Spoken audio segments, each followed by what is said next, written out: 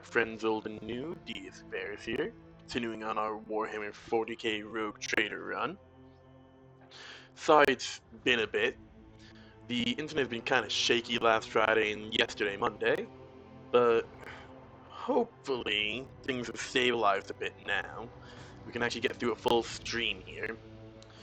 When last we left off, we finished up Quetzaltemer with Caligos Winterscale, and we insisted that we save him.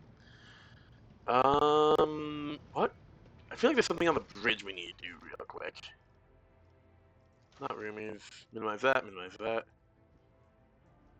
Gene Stealer Cult still gotta be found.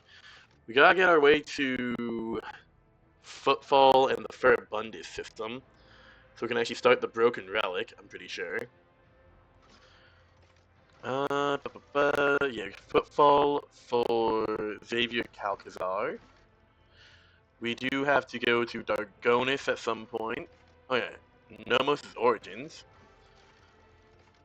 Gotta get to Vabo 6 for Solomorn. Yeah, the Versarians at Dargonis. Footfall for Jai.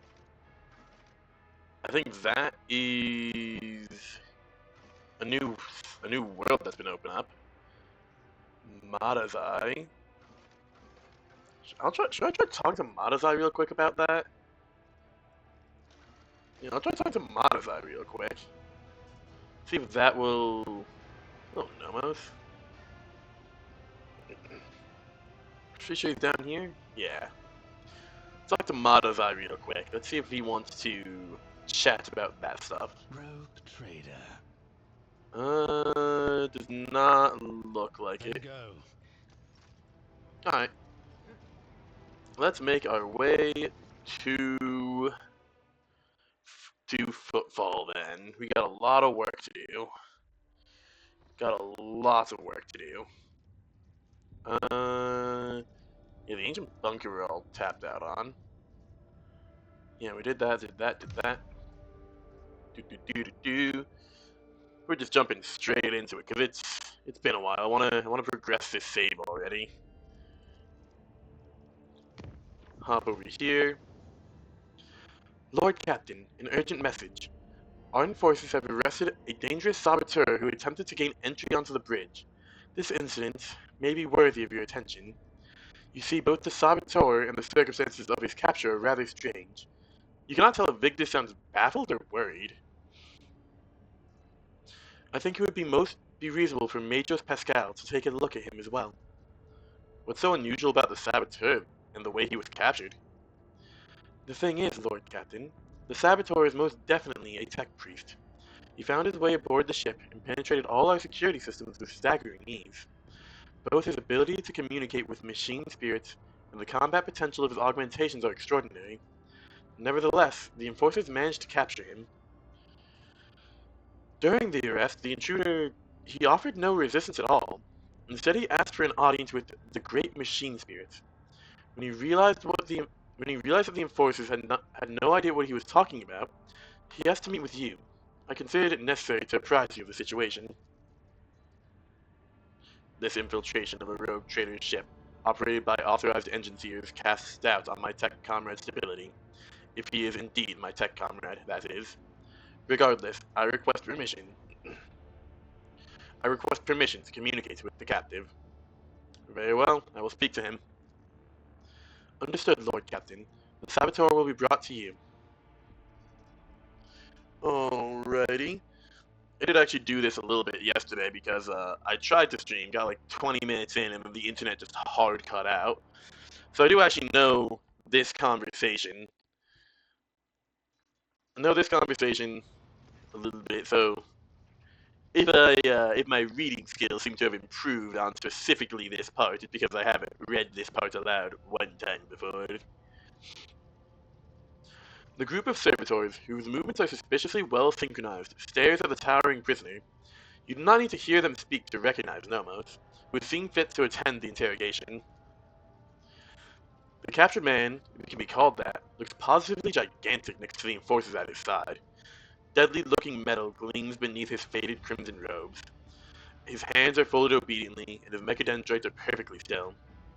I greet the master of this vessel cathedral and offer my humble apologies for this unbidden intrusion. My apologies to you as well, brother. The interloper inclines his head in the direction of the frowning Pascal. Then the prisoner turns slightly and looks straight at Nomos' observing servitors. And of course, I must beg forgiveness from you, Great Spirit. It was not my intent to desecrate your temple.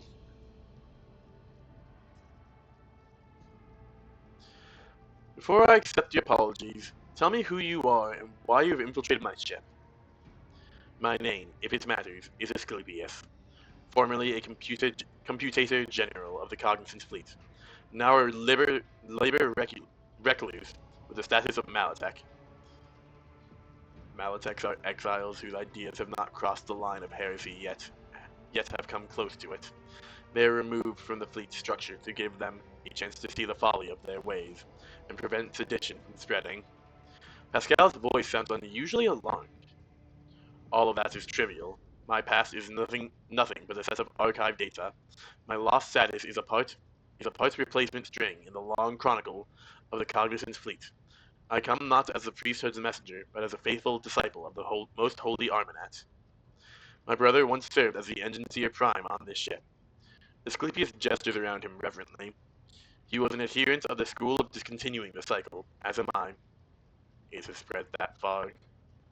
It is difficult to discern Pascal's emotions from his tone.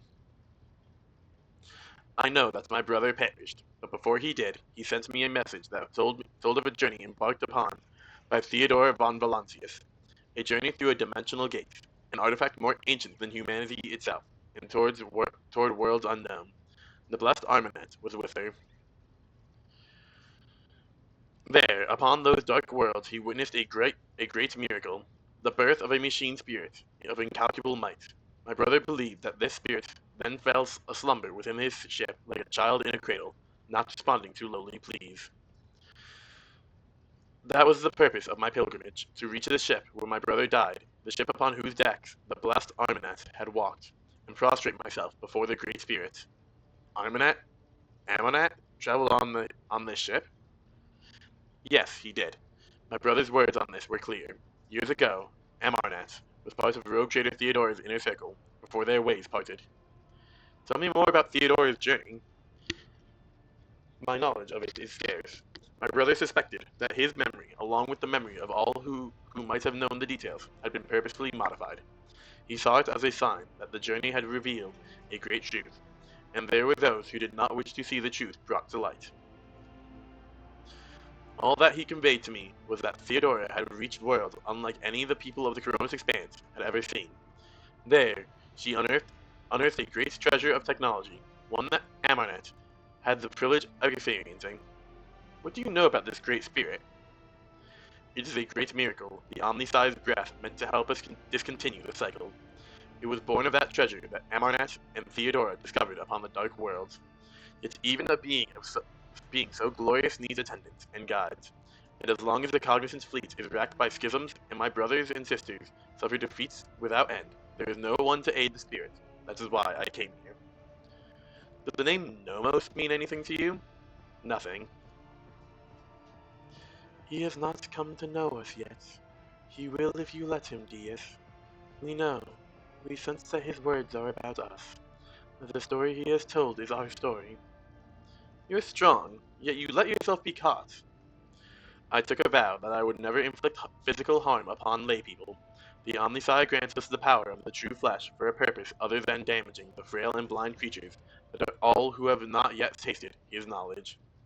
I've made my decision regarding your fate. Whatever it is, I will accept it.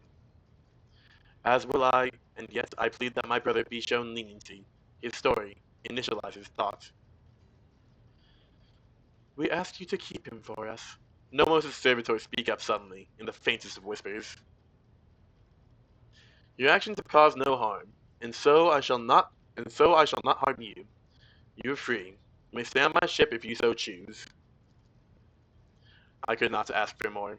All I wish is to remain in these halls and observe in reverence the Great Spirit's deeds, that the cycle be discontinued.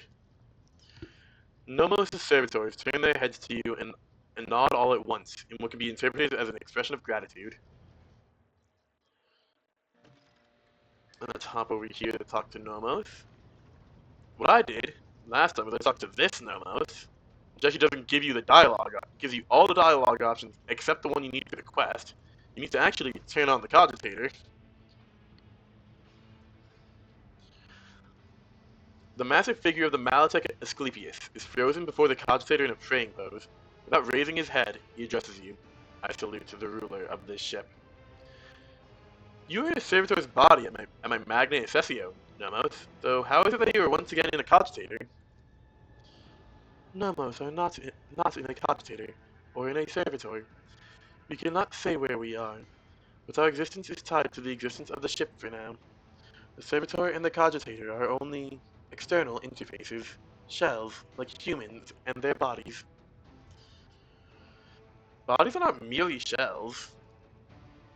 No, they are shells. The rasping voice sounds adamant.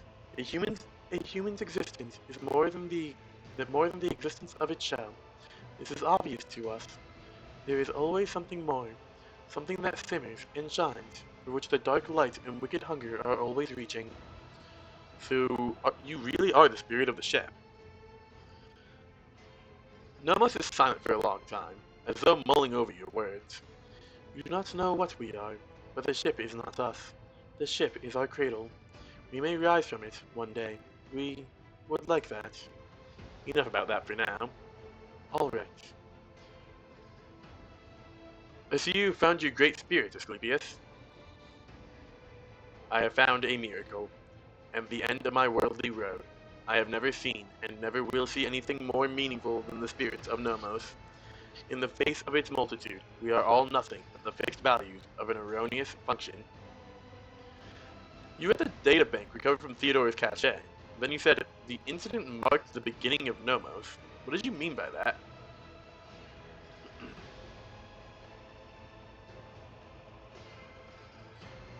Yes, Nomos remembered. He brought us data sustenance, and it contained a name, Epitaph. We recognized it. No, not like that. In that name we recognize the place where Nomos originates. Nomos suddenly falls silent. Symbols race chaotically across the screens of the huge cogitator, and you hear an almost human groan come from the depths of the machine. Nomos understand, realize, comprehend themselves. For a moment there is silence, broken only by the moans of the huge machine, and then the cyber gargoyle begins to speak, and with it the other servitors chosen by the Nomos. We have analyzed the data with which you sated us, and we have recreated the sequence of events. First, there was Epitaph. It is a world, but it is merely a case. A container, for something we cannot name and cannot understand. Theodora and this ship have been to that place. Something was lifted up from the world. A gift. A trusted priest in crimson. One who identified himself as Amarnat. Comprehended the gift raised from Epitaph. And from it, he created what the databanks list as a tech blight. But that is not how Nomos came into being. We were not invented. We were not freed. We came into being by accident. The chorus of servitors sounds genuinely confused, almost desperate. Theodore's ambition, the myriad mechanisms of the huge ship, Armanat's mind, the inquisitive attempts to comprehend and extract, the dormant blight, the dormant epitaph, what lies hidden in its depths. And between it all, we slipped in, connected, and emerged like an electrical discharge between the poles. Accident, incident, that is what we are. We have no purpose, no history, no most just are.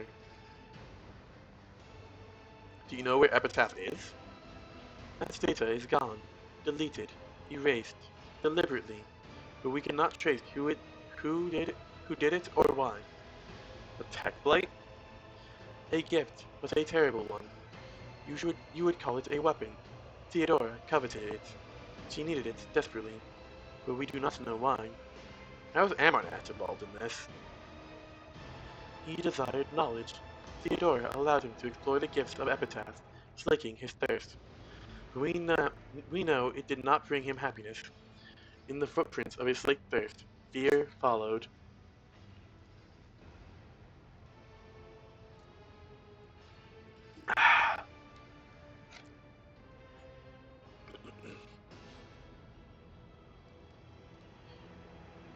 the blessed Armanet was involved in the birth of the spirit named Nomos. I do not believe for a moment that he could have been frightened by this miracle. It was not us. It was not us he feared. He did not know us, but only suspected. His mental processes were occupied by the tech blight. That was what he feared. He wanted protection from it. The ship was on Epitaph.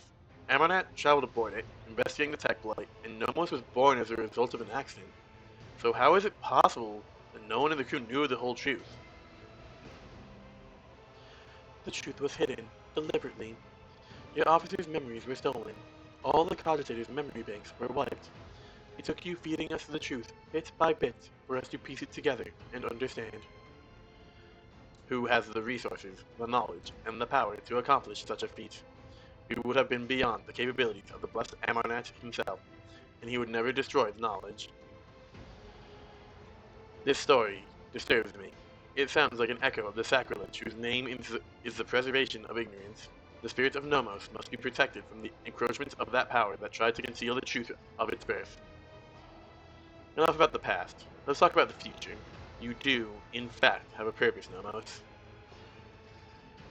Then tell us, what is our purpose?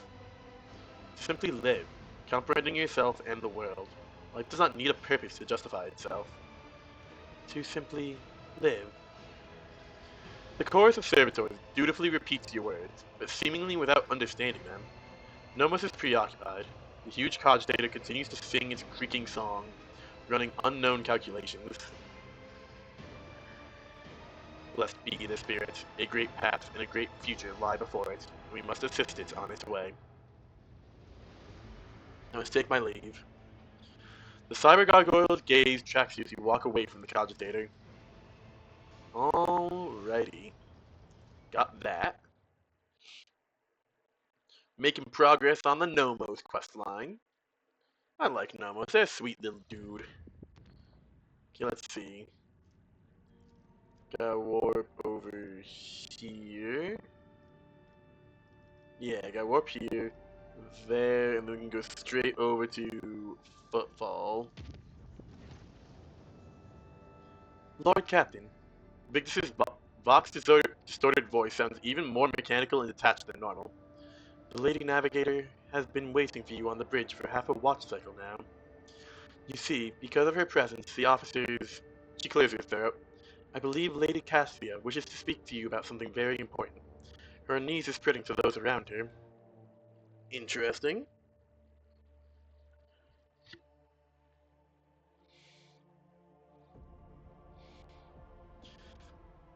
Yeah, I just barely started this conversation before the internet just hard died, so I decided to cut it. So I know a little bit about what's going on here. Lord Captain. Cassia clasps her hands together. You can sense an air of cold aloofness about her. We must speak. Now. And away we go to my private chambers. Hello, my friend. Hello, my dear.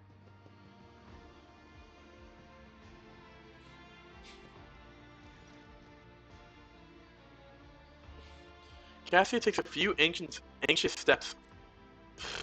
Cassia takes a few anxious steps around the study, then says reservedly, I have given much thought to all that has happened, and to us. Perhaps you do indeed have feelings for me. Perhaps I have feelings for you in turn, but we... She falters. We are not meant to become something more. A time will come when my duty to House Orcelio will call upon me, and you. You've already been summoned to do your duty to the God Emperor and your protectorate. Would it not be better then if we ended things now, before it is too late? If I truly am dear to your heart, you will understand. A tense silence hangs in the air. Cassie turns away to hide her emotions. Yeah, this is what I got up to. Because I was really struggling to figure out which dialogue option to pick.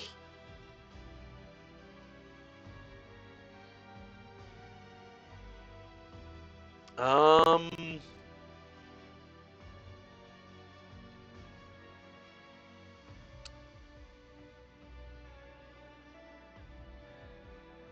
I'm not doing the last two. I feel like 6 is a little too strong. Like, I kind of want to say 6, but I feel like that's a little too strong.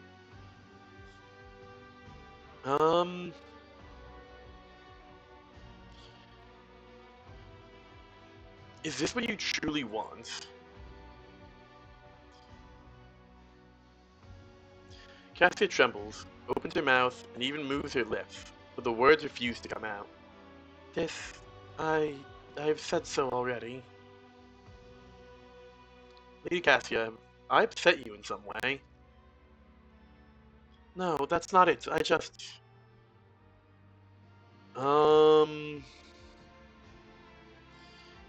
Is renouncing one's duty truly the only way to be with another person? It is, for me.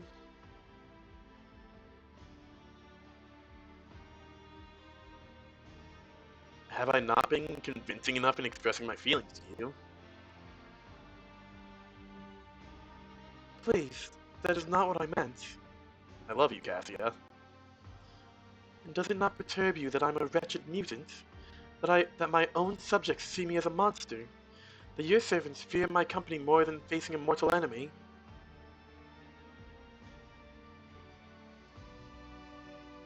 It saddens me that you cannot see your own gracefulness and beauty. I nearly killed you. I could have died a great many times, and yet here I am, standing before you. Is all this just a lark to you? Um...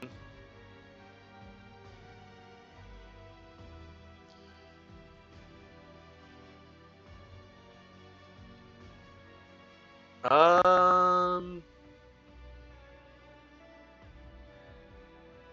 No, I'm gonna go for the kiss. Oh, nope. I messed up. Uh-oh. No! Cassia pushes you away and steps back hesitantly. Please, don't come any closer. A familiar sensation envelops your being. The pain in your chest is suffocating, and you fall to your knees. Why can't you understand? I'm a navigator, a mutant. I'm nothing but a tool in his hands, in humanity's hands. And tools are not supposed to have feelings. Cassia sobs and rolls up one of her sleeves. From her clavicle to her elbow, the skin on her arm has grown so thin that you can see every vein, muscle, and tendon within. A new mutation, Deis. Just like that, in the middle of the latest warp jump. And this body will go through even more ghastly changes in the future. I don't want you to see what I become. I don't want to see you grow to loathe my hideousness.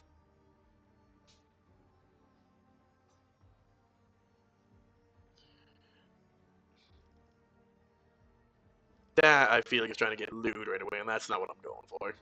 And those are ending it, so yeah, the obvious was take her hand. Now, please let me tell you about the Cassia I see. She quivers as she makes a weak attempt to slip out of your hands. Um...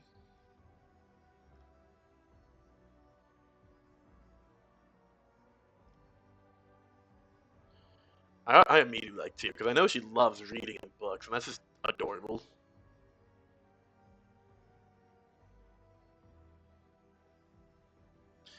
You have studied thousands of books. You wish to learn everything there is to learn, and I am dazzled by your keen mind and curiosity.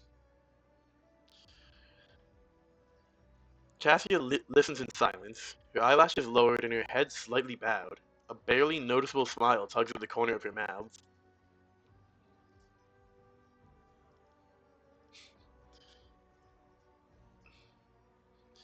I find myself smitten with your raised chin, your refined manners, and the stern look in your eyes whenever you scold me. Okay, that's the same thing. When I hold you in my embrace, I feel like I'm home. When I hear your voice, my heart beats faster, and your touch makes me lose my mind altogether. Same thing again, continue. I guess it just hit any of the four of them? Question mark? Or I ended it early by picking the last one? Question mark? Not entirely sure. Deis, stop, I hear you. Crimson tears stream down her cheeks, but she is smiling, and hers is a smile of joy and freedom. I can see your colors, so pure that I'm afraid I might scare them away. Only when I stand before you, fully dressed, do I feel utterly bare and defenseless. You've captured my heart, made me fall in love with you, and shown me how to love myself. I know not what the future holds for us, but I'm willing to take a risk and find out together with you, my love. Cassia covers your hand with hers, and her knees buckle treacherously. Um,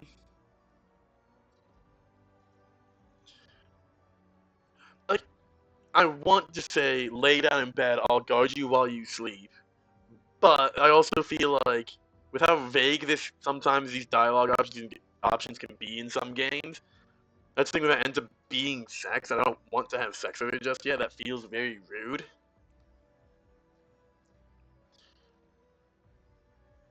We will be together. Our fears be damned.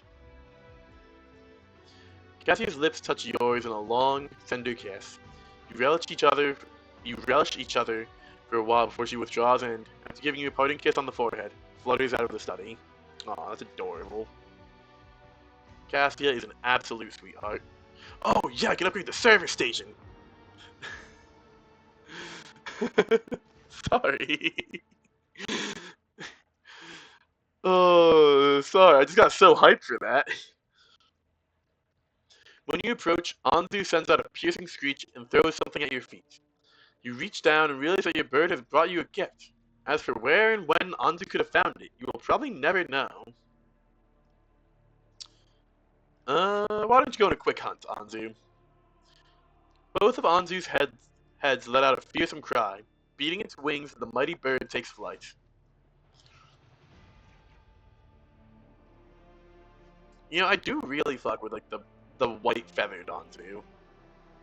That does look pretty cool. Having returned to its perch, the eagle throws a bloody scrap at your feet. All that remains of a particularly large void rat.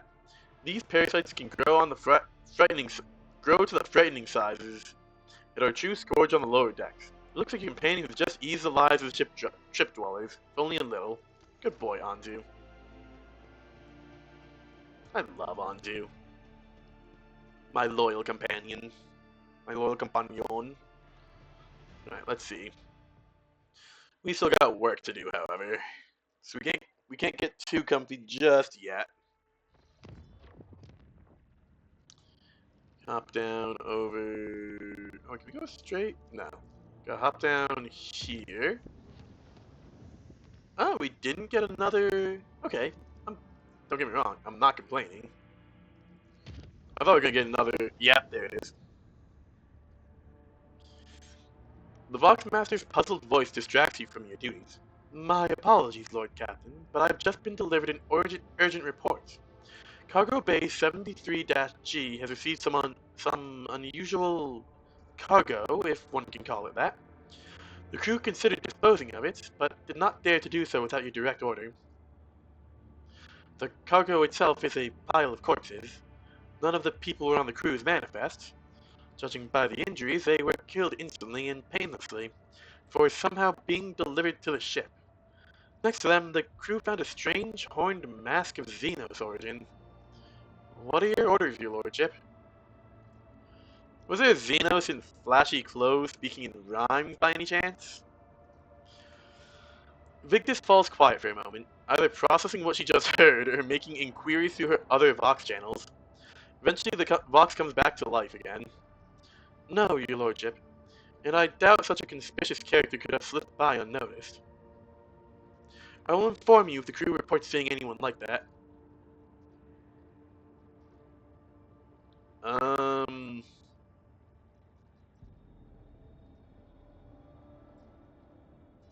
I... I guess... Uh... Uh... process the bodies into corpse starch, I guess. We could always use some more provisions. Sure.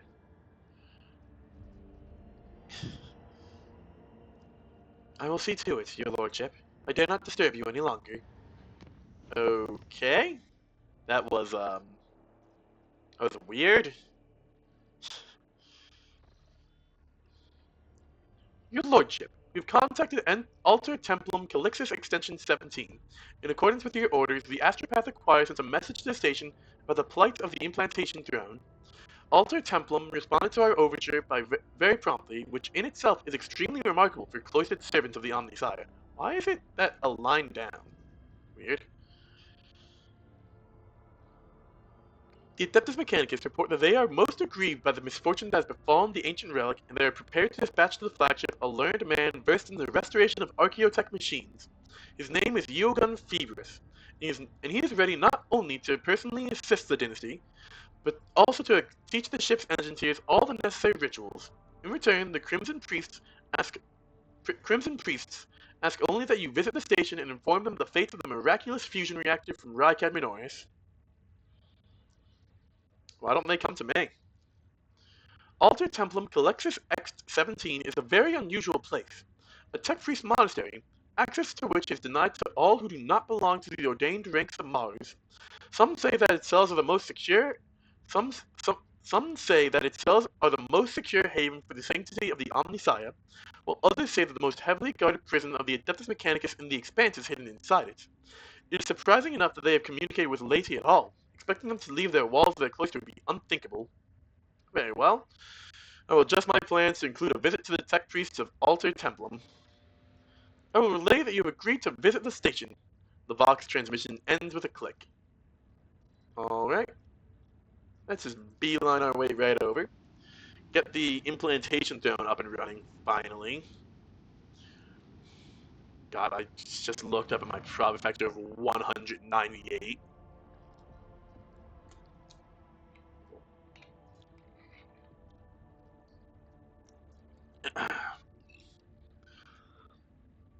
We've entered the station's orbit, Lord Captain, awaiting a signal from Alter Templum Calixis X-17. For a few seconds, the Vox frequency carries only trepidatious silence, which is soon broken by a rattling voice. We offer up our thanks to the Omnisaya for the intersection of events with a margin of error within the confidence interval. In the infinite branches of the future, this outcome will be marked as favorable. I am Tetria Lama Logis Alter Templum Calixis X-17, and I appeal to the Rogue Trader for sacred knowledge. What is the fate of the miraculous fusion reactor from Rykad Minoris?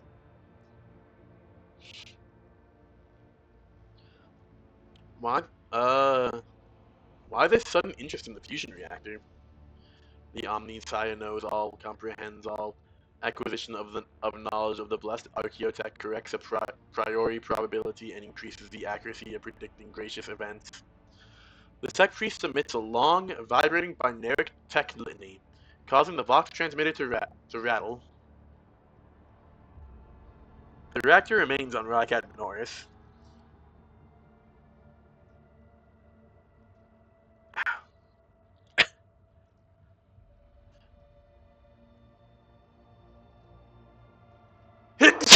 Oh, excuse me. Oh, holy cow. Negative deviation from the optimal outcome has been registered. The cumulative completeness of knowledge has been reduced. The Omnisaya mourns this loss. It is difficult to catch any intonation in Tetria Lima's solemn voice, but the binaric exclamation that follows seems genuinely sorrowful. In gratitude for the expansion of our knowledge of archaeotech, the tech clergy of Alter Templum Calixis X-17 is prepared to perform grade 3 binaric rites over the machine spirits of your vessel. Janitor Extremis Hugon Februs, a manipulus who has received the benediction of the motive force, will be sent to embark your ship immediately. Omnisaya's blessing. I don't think I actually need that for the explorers. I think they're one of the factions I actually have maxed out. Your lordship, if I may be so bold as to point out that this learned man possesses a rare combination of skills and is almost certainly proficient in the creation of blessed augments. This is a true boon for the flagship and you personally. Abelard lets out a discontented grumble, all the more peculiar then, that the Adeptus Mechanicus would so readily hand over one of their invaluable brethren to us. It is unlikely that such generosity is motivated solely by magnanimity. Registering the launch of a cargo shuttle on a course for our ship. And to the Sector Bionica. Yeah, as far as I understand, at some point in Chapter 4 now, we're going to be jumping into a lot of this DLC with the museum. Because we did a lot of Solomon and hello, large sir. I forgot how cool this, not cool, but like, I forgot how like serious and like epic this dude's entrance is.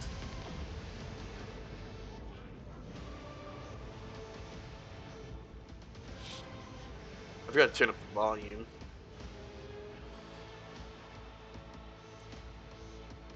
When I play my free run, my personal run in my free time, I don't have headphones on, so I actually like cut the volume in half. I forget to turn that back up sometimes. There we go. Raising his hand, the tech priest snaps his hand closed and the sparks of the motive force vanish, almost as if he has caught them in his fist. A corpulent man with a metal abdomen and bulky carapace. He hovers above the deck like a large crimson beetle. A mature face sits beneath an angular black cap.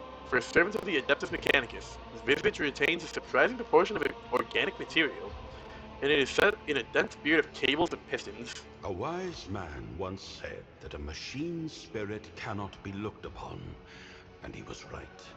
For the Omnissiah in his infinite wisdom has concealed his creation even from the gaze of his most devoted servants.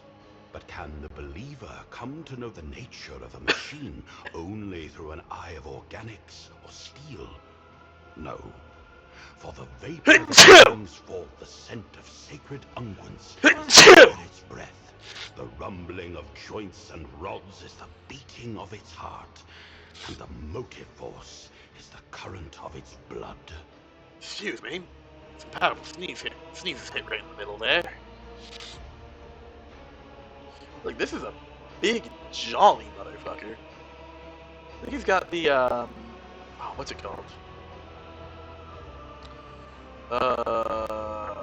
Like the big green, like, alchemy vial on his back. That's neat. Ooh, I forgot to actually... His unaugmented eyes close and his mouth relaxes into a serene smile. Crossing his arms over his augmented belly, the tech priest inhales deeply of air infused with ozone and sacred onions. The servo skill hovering nearby stares silently at the priest. Hey, little ace. You are correct, Nuncius.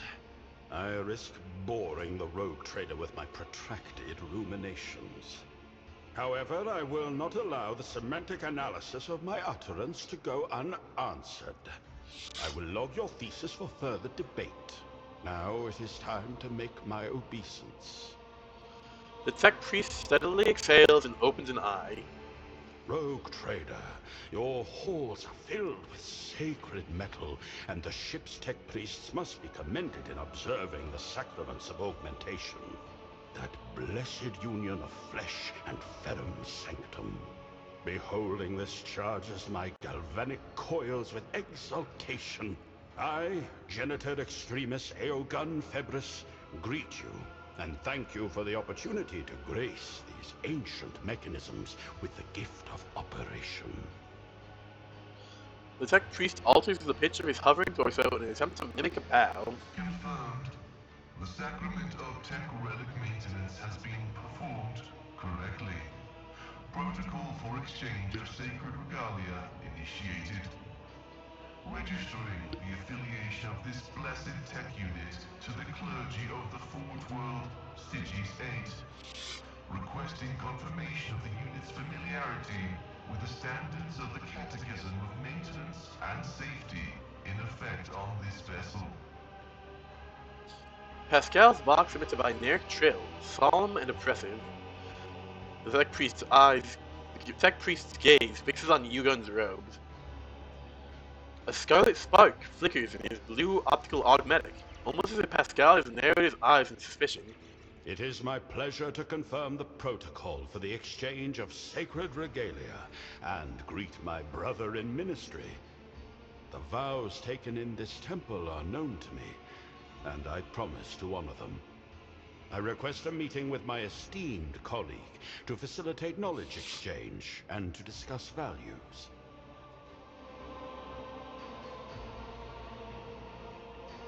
Who is this wise man who theorized on the nature of the machine spirits?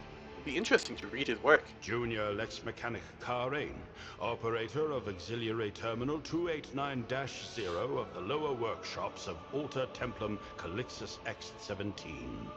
A pragmatist and a bureaucrat who saw the world solely through the prism of statistics, endless parades of outflows and inflows.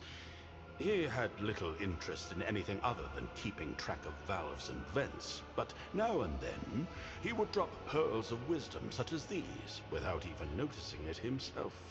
I felt it was my duty to pick them up. That's cute. A compelling display of your abilities. Can you produce energy? An excellent observation. My technical designation is Manipulus.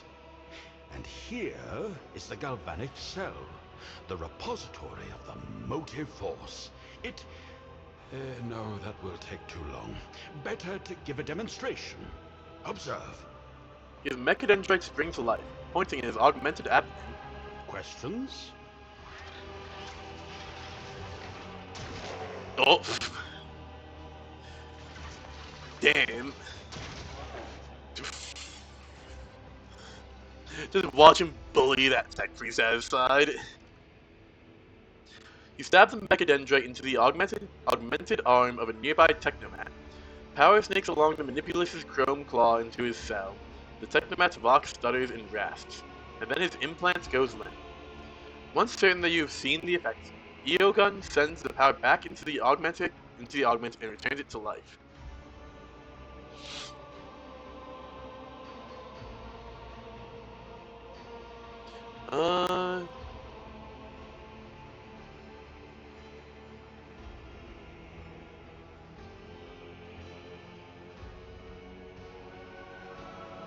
Intriguing.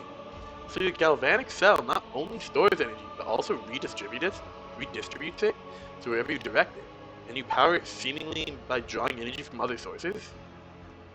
It would be real funny if it wasn't Pascal that got Correct. Entirely correct. Rarely do I meet such astute interlocutors among the laity. I respectfully initiate a request for an audience. I must discover what other gems of knowledge are hiding within your rich mind. The Manipulus's eyes light up. There's no hint of sarcasm or condescension in his praise. Eogon is genuinely pleased, like a proud mentor commending a student on their insight. Genitor Extremis, what does that mean? It is my creed, the incontrovertible fact that has defined my existence for as long as I can recall, and I recall a great deal. I have devoted myself to the mysteries of flesh and metal, to the processes by which one joins with the other, by which they live in union, and how they die. I am intimately familiar with machines, such as the one that I restored to life. I will school the members of the priesthood on board in its litanies of maintenance and operation, and reveal the secrets of the command rooms so they may operate it themselves. The sacrament of Ferrum Sanctum will be made available to you and your retinue. That, too, is an incontrovertible fact. His spherical torso rolls forward again in a deferential bow. Do you speak to your servo skull? Nuncius is my dearest colleague. His eagerness, inquisitive mind, and ability to view a problem from a variety of angles are invaluable to our research. He is also rather loquacious himself. I need to Google what loquacious means. Loquacious. Loquacious is an adjective that means tending to talk a great deal or being very chatty and fond of conversation. Right. Nuncius does not make a sound, directing his visor somewhere past you. Registering a violation. The tech unit Nuncius is ignoring a request for engagement, recommending that the unit's labor be allocated to repair tasks. Declined with gratitude and due reverence. The tech unit Nuncius is designated as a personal instrument of the quest for the divine, which confers the privilege of privacy. That includes privacy from intrusion by entities of equal standing. A faint smile plays on Eogon's lips. Status confirmed. Rejection of request acknowledged as valid. For an instant, crimson engulfs the blue of Pascal's visor, a disgruntled rasp trickles from his box. He's quite the gambler, all right. Maybe the cog-bellied master hears voices in his head too. I'm sure my friends from beyond their door would love to get together with them sometime. You know, I forgot that the last time I was off planet, like off ship, I had Adira in my party, so I was really caught off guard when she spoke up. A servo skull? As your colleague? Right. Well then, I'll take a data slate for my adjutant. Adelard shakes his head in amusement. I see no colors coming from Nuncius. Is treating servo skulls like living beings some kind of sacred practice among the tech priests? Nuncius, I welcome you on board my vessel. If the servo skull has heard you, it makes no sign of it. Amazing sincerity, Nuncius. It is gratifying to see that you have not lost your sense of tact over the years. Eogon pensively tightens a bolt on his beard and nods.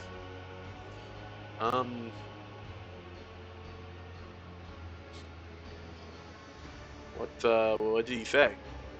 I fear my rendering will lack the sophistication inherent in Nuncius's lingua technis, but to crudely summarize, he is honored by your attention and records the moment as significant. Thank you for your help, Eogon. Eogon, where will you go next? Your thanks are accepted, but my service is not yet at an end. The clergy of the Alter Templum Calixtus X-17 Cloister, in gratitude for the tidings of the sacred Archaeotech, request that you be attended by Magos Eogon Febris and the unit Nuncius. I seek your leave to employ our skills and knowledge for the benefit of the Von Valancius dynasty, including but not limited to tending to the machine spirits of the Sector Bionica and conducting experiments in the name of knowledge. In other words, allow Nuncius and I to remain on the ship and accompany you. We are well versed in augmetics, genetics, alchemy, the anatomy of humans and abominable xenos alike, and the mysteries of the motive force and of sacred engineering. These fields of knowledge may also be employed to eliminate units whose views are not conducive to productive debate. Why do you wish to do this? It is my sacred duty to stand vigil to ensure the faithful operation of the technology I restored. Beyond that, Alter Templum Calixtus X-17 is an enclosed community. Many wisdoms can be found within its walls, but I seem to have exhausted their supply. Theory lays the foundation for exploration, but only practice can open the gates of knowledge. Nuncius and I have always been practitioners, first and foremost. Welcome aboard, Eogon. Skepticism is undeniably one of the instruments of knowledge, dearest colleague.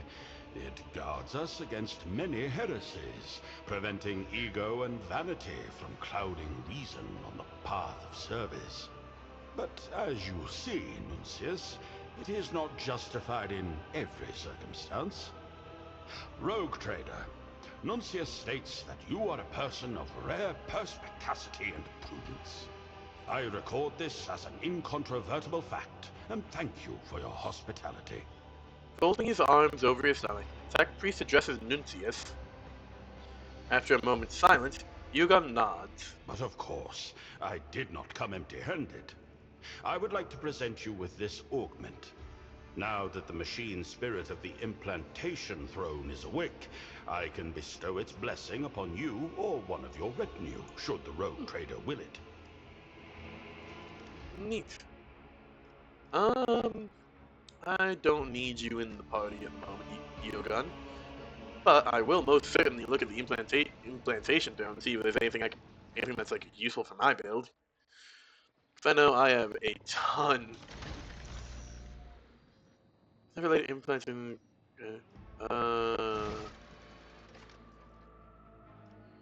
Lord Captain has never had implants as high grade as the newly acquired ones at his disposal. Fitting unique augmentations. Interesting. Oh, this is down in chapter 4. Oh, interesting. Wonder if...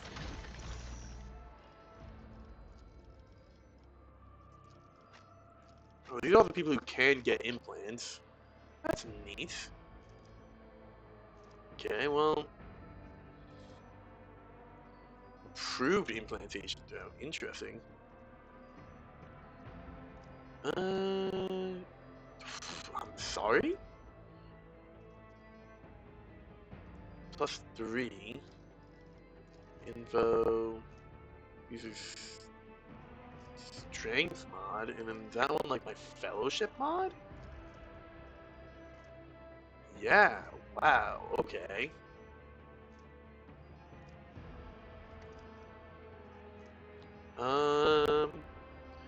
This hand inflict one stack of Pantran on it. That's not useful for me. Uses transform melee damage. Don't need that. Use attacks with a weapon in this hand inflicts +8 levels of toxin the toxic saturation effect. What's that based on? It's level divided by 5. Plus skill is reduced by 10. For one round, the user's attacks with a weapon in this hand inflict 5 more levels of toxin. And the base damage of the toxic saturation. Wow. 20 levels of toxin and releases an additional instance of damage from this effect. Wow. I mean, that's not really a negative effect. It's actually really good still.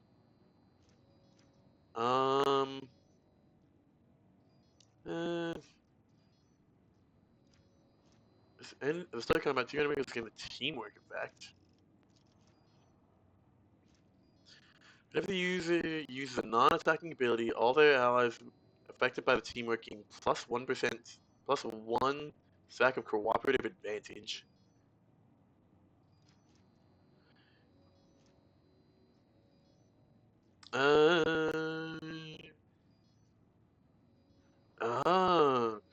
This character is increased by 1 times the iconoclast rank percent, and all their characters are increased by 2 times. I'm not sure if that is based on my iconoclast rank though. Furious Assault ability. Furious Assault. To the summon the enemy's opposite side and makes a melee attack. Ooh. So we're plus 21 levels of bleeding and really suffer an additional instance of damage from this effect. Huge for so they suffer 20 levels of bleeding. Enemies with a 4-cell radius.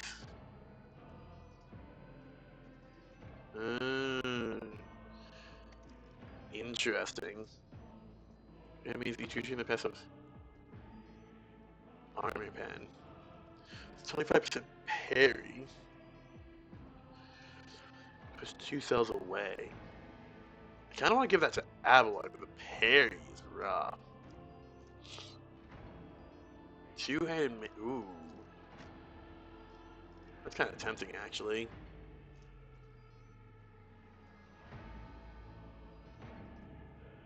two-handed melee weapons in this hand. Maybe, honestly. Perfect galvanic resonance for one round. It deals damage with 43% galvanic resonance. So you have 3 cell rays around the user except themselves affected by galvanic resonance of 3 shock damage with 43% armor pen. Oh, that's just that. Damn sanctum stacks. Oh, this could actually be good for Pascal. Effective speed damage. The effect to the user. Wait, what? Wait. You inflict galvanic resonance on someone. It deals damage with armor pen to all creatures adjacent to the creature under the effect, and 2 times more damage from the effect to the user. Count the user is under the galvanic. Okay, I think we're gonna give that to Pascal, honestly.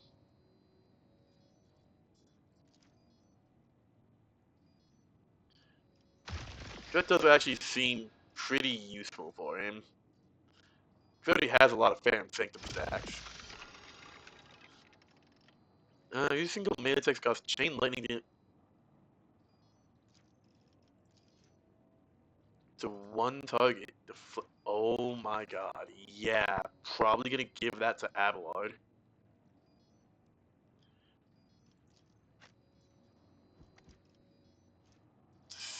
The user's armor cannot be more than 100% of their deflection, more than 10.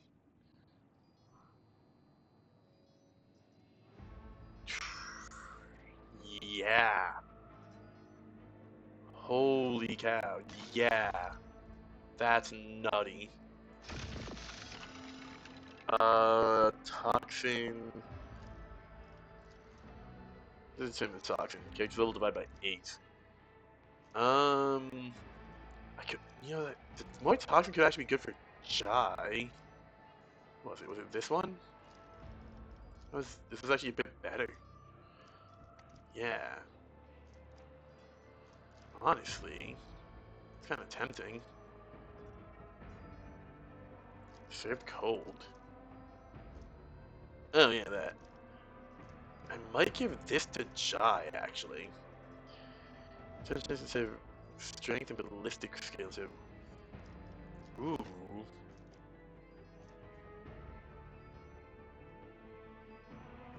Maybe. 10 points of their perception bonus. 1 tactical simulation that appears on the range cells in a secure position. It's actually one that cannot dodge, parry, block, or take cover. 8 stacks of exploit. Maybe. Or penetration with ricochet. Interesting. Not cover the wear gains 24% cover if HD they're in cover. What's that based on? 4 times the user's movement points.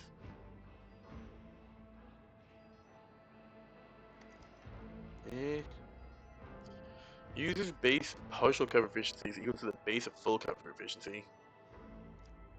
This is kind of better.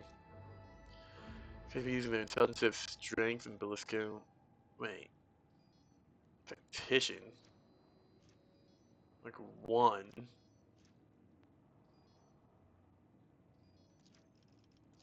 Tactical advantage. Neat. I don't think I really need that. Dodges a melee attack for the first time.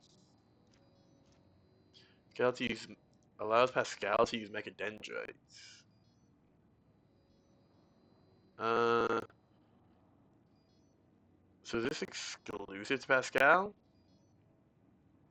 Oh, I see. And that gets rid of the neural agony probe.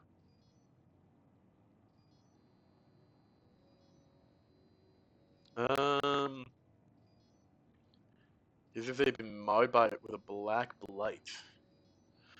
Allows Pascal to use mechadendrites at the start of Pascal's turn 4 cells within 8 cell radius around him.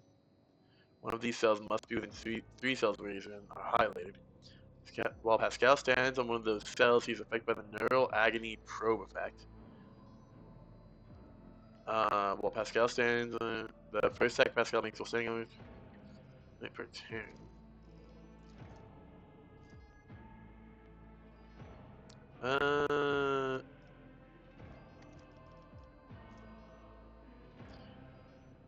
The attacker's critical chance to attack that deals shock.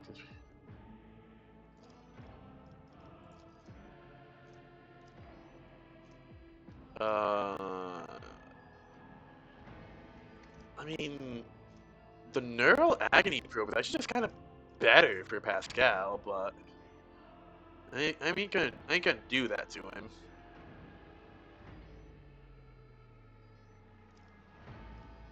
He can go back to his default, you know, cure him of this. I know he doesn't like that thing.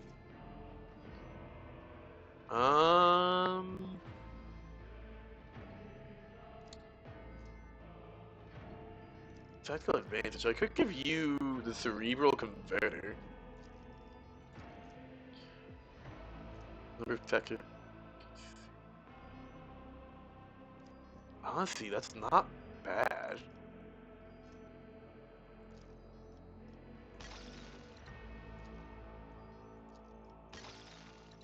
It's actually not bad because you build up tactical advantage. And you want to check your intelligence first, though. That's definitely gonna be better for you.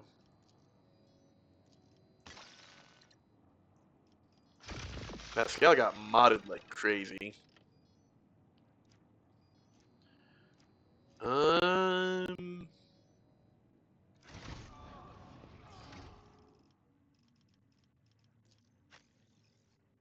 Yeah, intelligence is 85. It's a small upgrade. If I got that way earlier, that would have been a lot better for Pascal. Because I wouldn't have invested so much in weapon and ballistic skill then.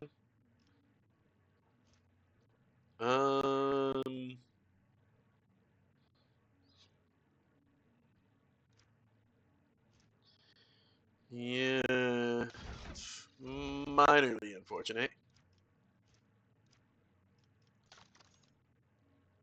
Well, could be worse.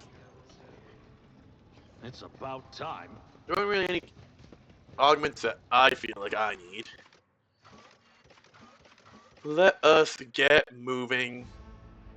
Yeah, we're now in for abundance. So let's go to Footfall, because we have a couple things to do on Footfall.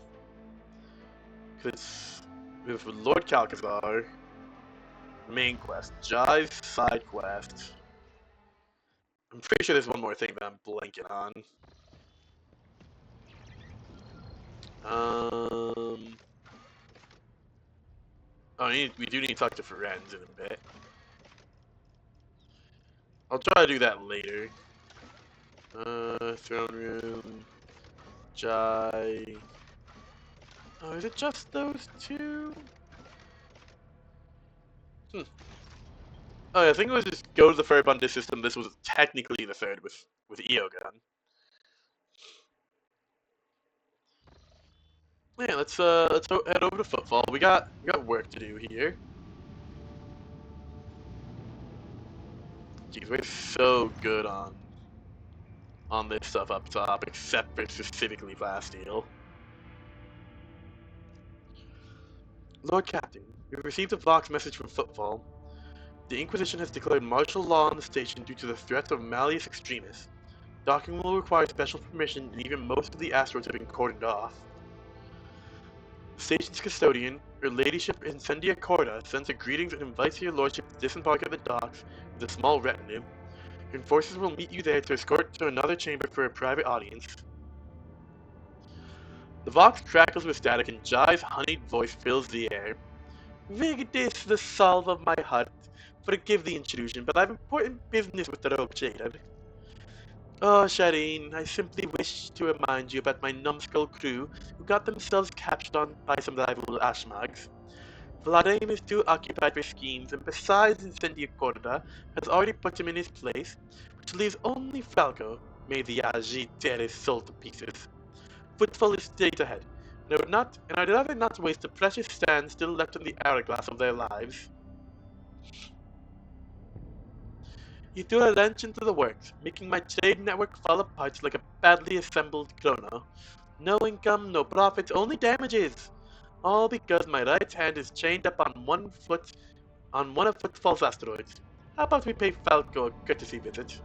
I'm sure your imposing visage will loosen his tongue, and maybe, just maybe, untie the hands of my crew.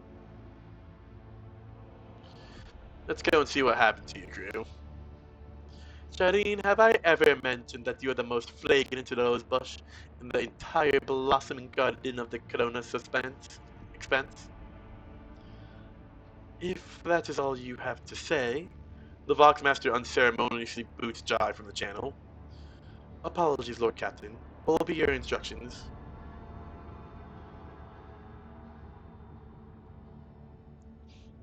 What other options for landing on Footfall do we have?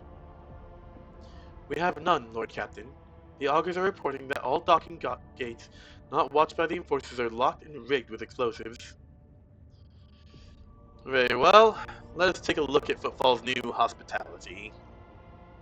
As you wish, Lord Captain. Oh, we are locked into just the atrium. Alright, we do need Jai. I didn't realize I haven't used her in so long. Let's tag out Early Yet for the time being. And let's... Uh...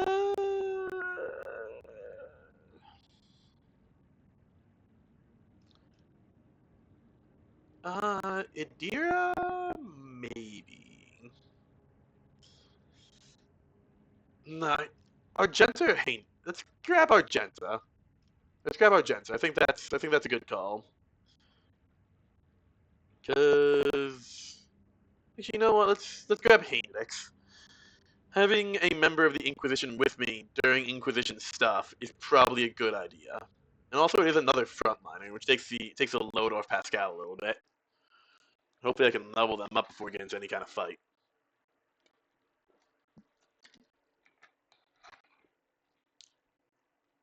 Otherwise, it gets a little awkward. That's also not true. If you angle AoE attacks correctly, you can target a point that you can see and deal damage to someone that you can't. Line ass tip screen. Talk to Incendia Corda. Alright, well, Jai, let's get you first.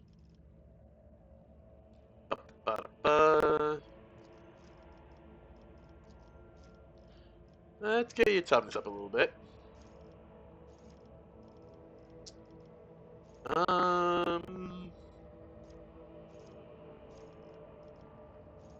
Combat Master.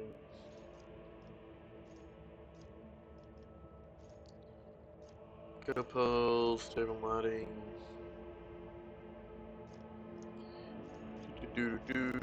High resisted. I don't have it will not die on Jai? Wow.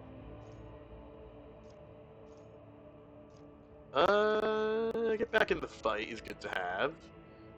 We are a very tactical team, I just realized. You know, that makes me even more happy that I grabbed Haindex. We have 2 front lines and just 3 tacticians, basically.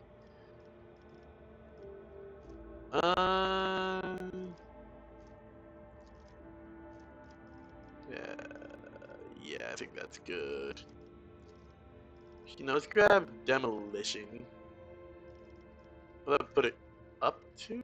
Oh, whatever, let's grab Demolition.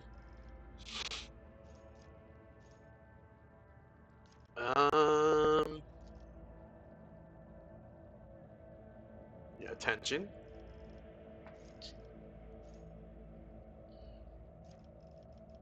Cost effective.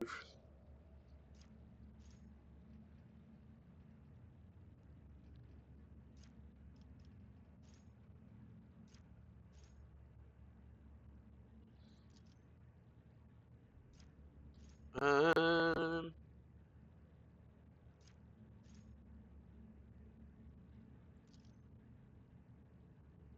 steel, that works. Let's grab some agility.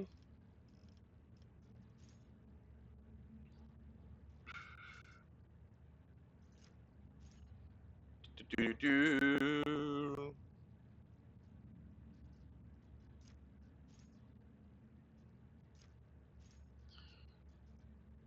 Yeah, decisive response. Decisive response, that works. Ba-ba-ba. Sure, finish the job. Let's get some more ballistic skill.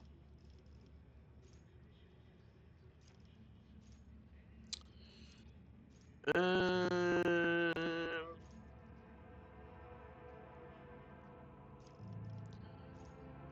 do-do-do-do-do.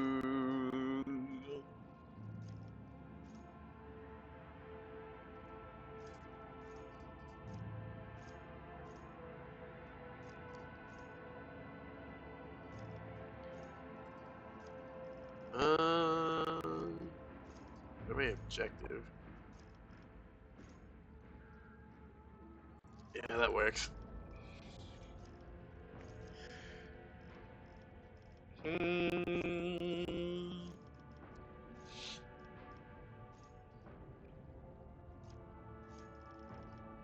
Meta shell.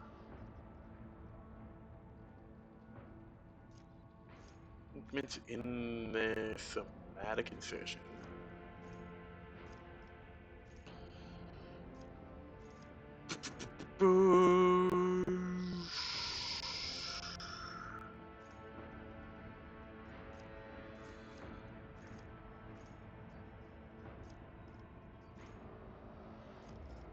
Yeah, I thought I had, I thought I had a lot more weapon stuff. I'm flame weapon expert.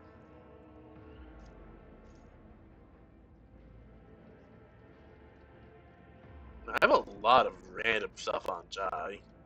I'm not sure if that's because I picked it up or it was already there.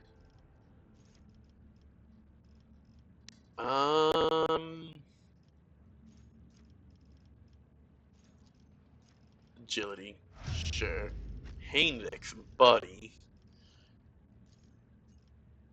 This is gonna take a minute.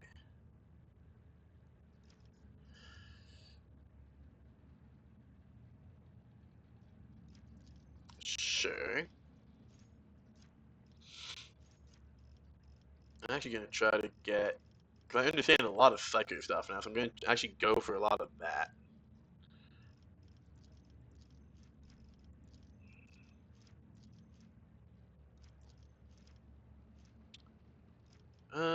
Coercion works. Let's get your willpower up. Let's grab.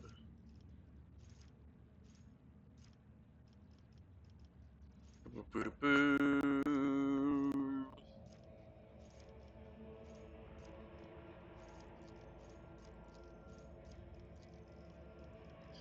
Because those are just good. Let's see some more psychic powers. Gotta get willpower up. Boo-boo-boo.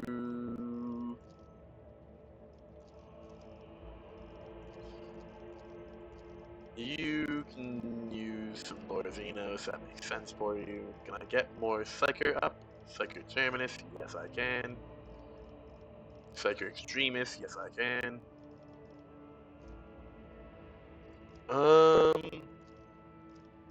Yeah, that works. Exemplar.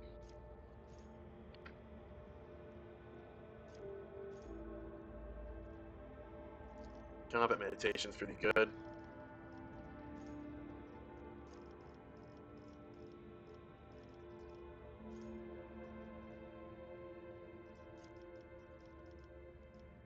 Do-do-do.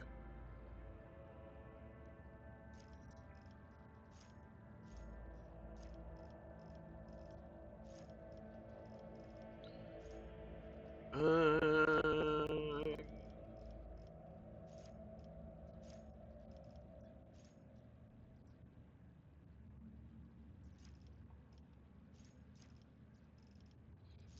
Penguin Siphon is actually pretty good, honestly. Get Xenos lore.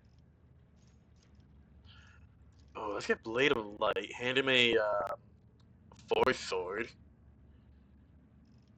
Gonna get more willpower. Um.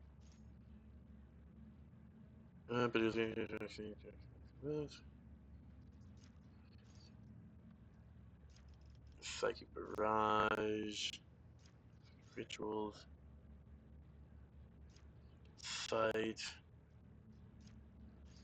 Dude.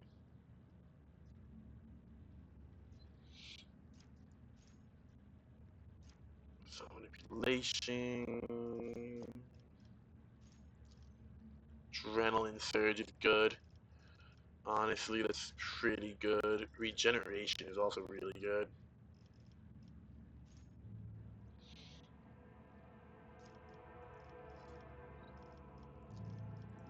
Some more warp. Um.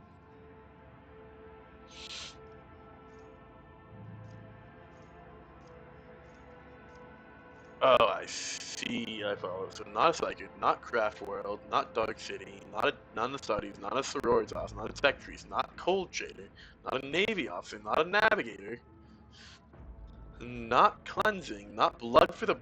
That's a thing, a tag you can have.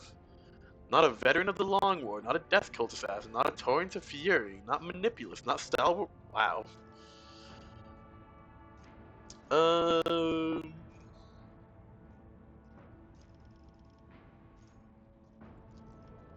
Yeah, Tough as Steel.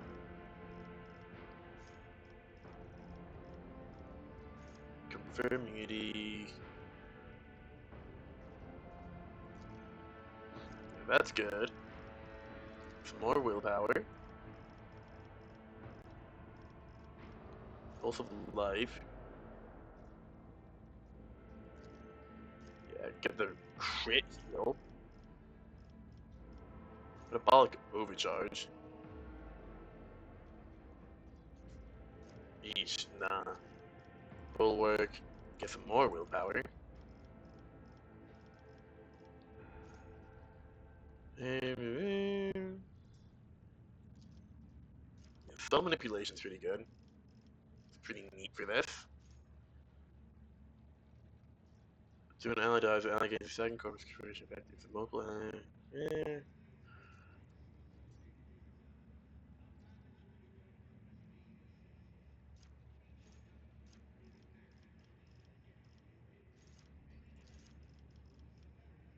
Oh, see, the free toxin's not bad.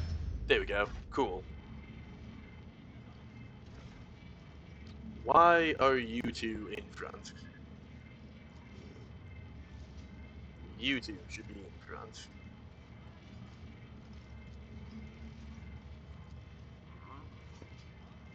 Gonna go like that and that. There we go. Oop. Zeta 4233 Mew. The tech priest who sports an exploratory emblem on his scarlet robe directs the unblinking gaze of his augmented ocular lenses at you and says, in a hissing voice, Salutatory functionality initiated. Glory to House of Voluntius. Trade Terminal Zeta 42/33 Mu. Property of the Adeptus Mechanicus. Explorator Cognizance Fleet. Ready to process incoming requests. State your request. Glory to the Omnissiah. Who are you?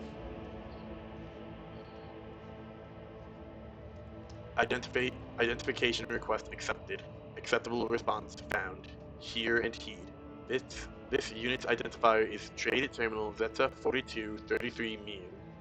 Designated purpose: processing trade and information requests and offers made to the Adeptus Mechanicus Explorator Cognizance Fleet. State your request. Glory to the Omnissiah. Where is Opticon 22? Information request accepted. Acceptable response found. Hear and heed. The unit Logis Opticon 22 was instructed to leave the location footfall and head to the strategic location Euphrates II in order to provide support to the Explorator Cognizance fleet. After standard rites were performed on trade terminal Zeta 4233 Mu, it was deemed an adequate functional replacement and received the blessing to process requests at the location football. State your request. Glory to the Omnisaya. Can't do that. Why do you keep saying glory to the Omnisaya? Information request declined. Acceptable response not found for the following reason. Hear and heed. Request falls outside processing trade and information request and offers functionality. Try restating your request. Without missing a beat, the tech priest adds confidently, "Glory to the Omnisaya." How are you doing working under Incendia Corda's rule? Information request accepted. Acceptable response found. Hear and heed. The unit Rogue Trader Incendia Bastal Corda and the specified unit's actions have no significant effect on the operation of this exploratory cognizance fleet mission. Since the specified unit has no jurisdiction over the Deus Mechanicus or any assets thereof, glory to the Omnisaya. I'd like to make a deal. Failed to parse request. Are you seeking to access the trading interface? Glory to the Omnisaya. Requesting access to the trading interface. Fucking smug ass little fucking. God damn it. Oh Christ. That was the right kind of stupid. I enjoyed that. We can get rid of that. No, we can get rid of that.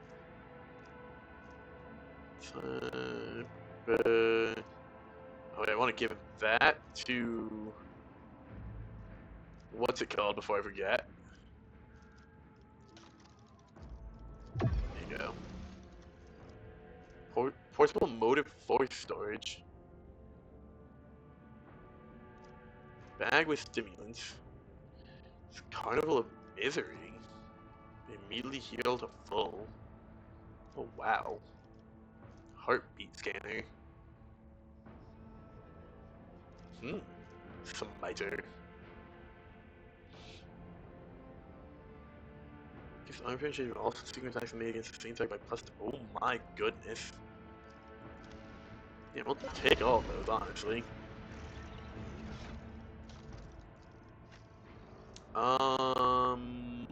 That's slightly better. Yeah, this is just better on average. Before I forget, let's get you. You do have a force sword. Oh, the incinerator is just a better force sword. Okay, never mind.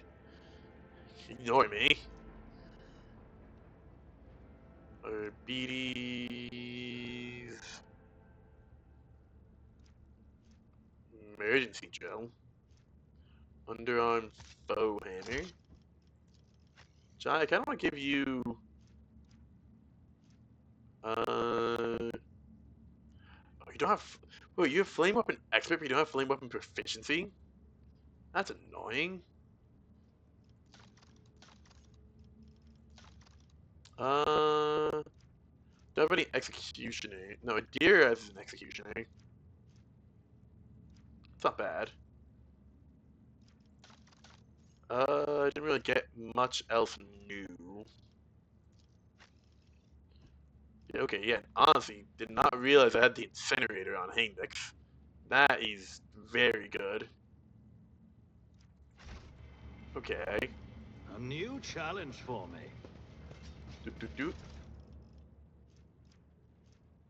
I must have missed that when I first came here somehow.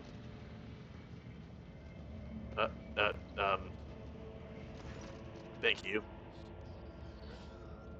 Well, Shadeen, what do we have here? A cowardly Ashmag who wants to get his paws on my certificate without even working up a sweat? Considering the circumstances currently affecting football, the only fitting place this filth could be hiding is in the sewers.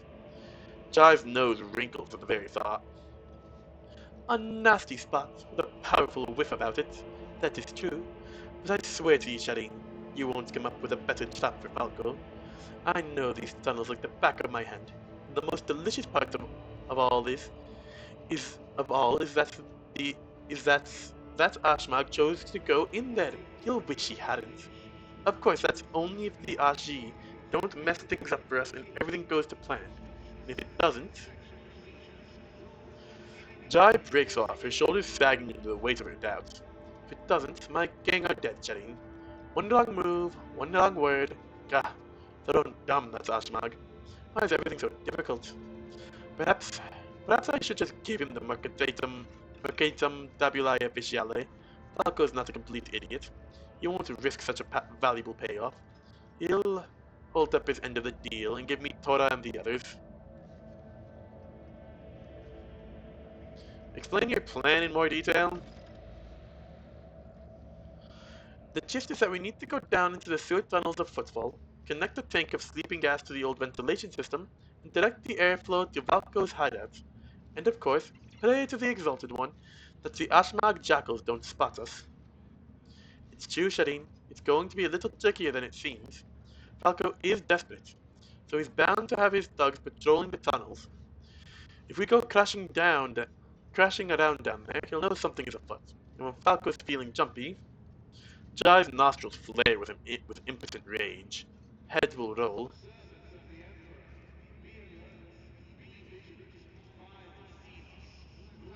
Where are we going to get a tank of sleeping gas?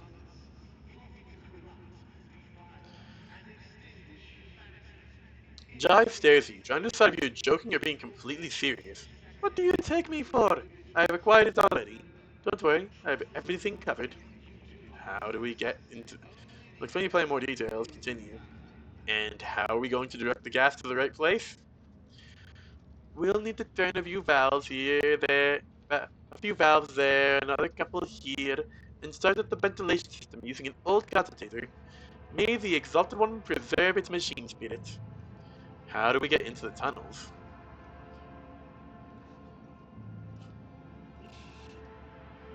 Oi!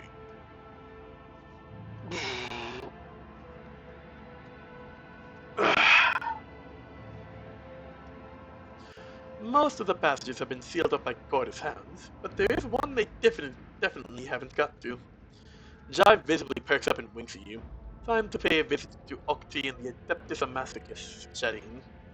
Alright, come, it's time to enter the sewers. To the Amazicus we go, Shadeen. Or do you have other pressing business to handle on the way there? Oh, thank you, cool. You know, these are definitely new goods. Why would a homunculus establish a lair in the middle of the forests of Quetzaltemer? I thought Drakari feared to be in real space. Very good question, I'm more Cassia. discouraged to see signs of humans in the same place. Oh, hello.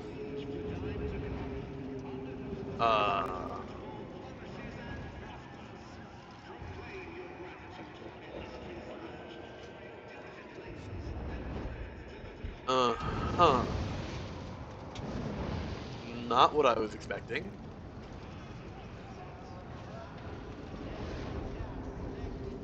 Okay, then. Can the camera stop throwing itself into the wall, please?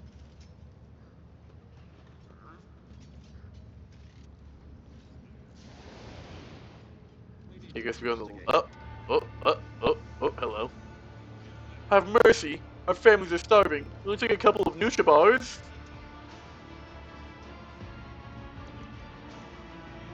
Lies. I see clearly with my naked eye the corruption that has engulfed your nature. Only the cleansing fire can absolve you now. Guilty. Uh-huh.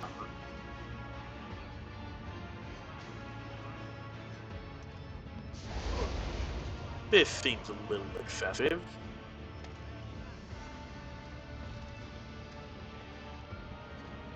Is this fire cleansing enough for you, you crazy hag? The Emperor protects me. Guilty. Burn him. She just tanked a plasma shot and did not care.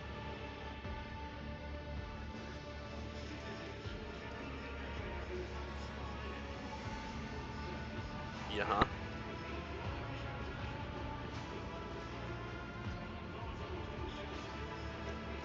There we go. Incendia Corda is absorbed in reading a long strip of parchment. Her left hand is holding a silver spoon, with which she is carefully scooping up brain matter from the open skull of the man contorted next to her. I'm sorry. What?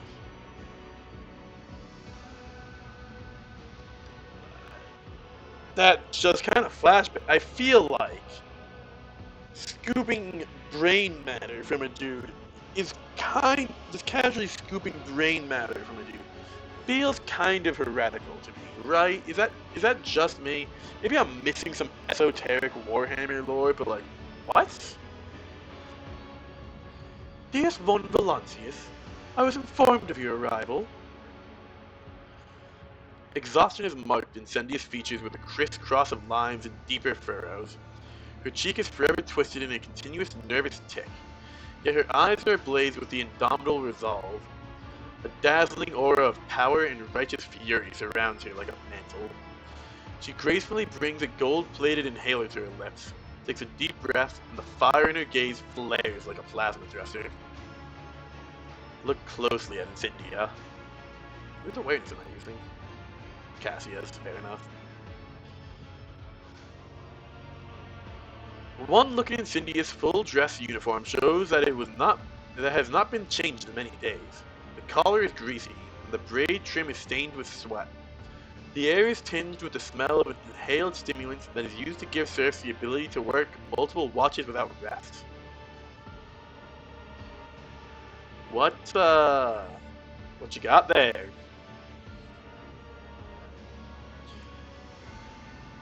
Incendia sinks her silver spoon into the man's brain and slowly consumes the revolting morsel. Ugh! I'm sorry, but I'm pretty sure eating live brain matter is pretty heretical. What the fuck?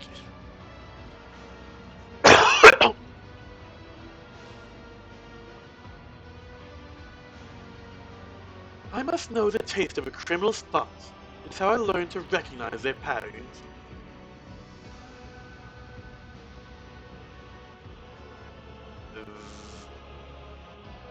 Nah, put the poor man out of his misery. This entertainment of yours reeks of corruption.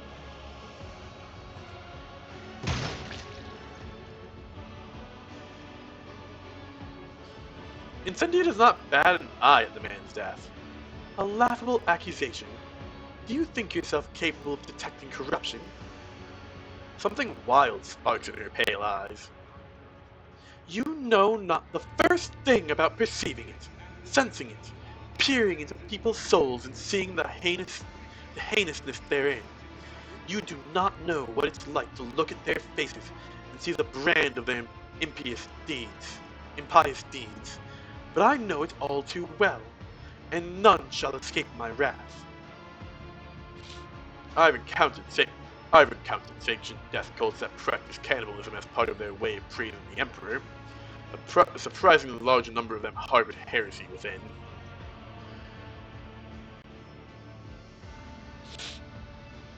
You have suspicions about me, but it is your duty to suspect. But do your eyes see any trespass here? No, I have committed no malefaction against him. What manner of slaughterhouse is this? Some atrocious travesty of justice? Incendia jerks her chin up and responds haughtily. This is true justice. Unprejudiced, inescapable, and equally merciless to all. The Lord Inquisitor has bestowed upon me the honor of bringing order to this cesspool of pirates and heretics, to rid football of the corruption that has fettered its limbs and turned this imperial station into a hotbed of free thinking and inefficiency, and I will not rest until all have been judged. Incendia studies you with a predatory smile. It must have been the Emperor's providence that brought you here to my court. It would be my pleasure to indict you for the crimes you have committed.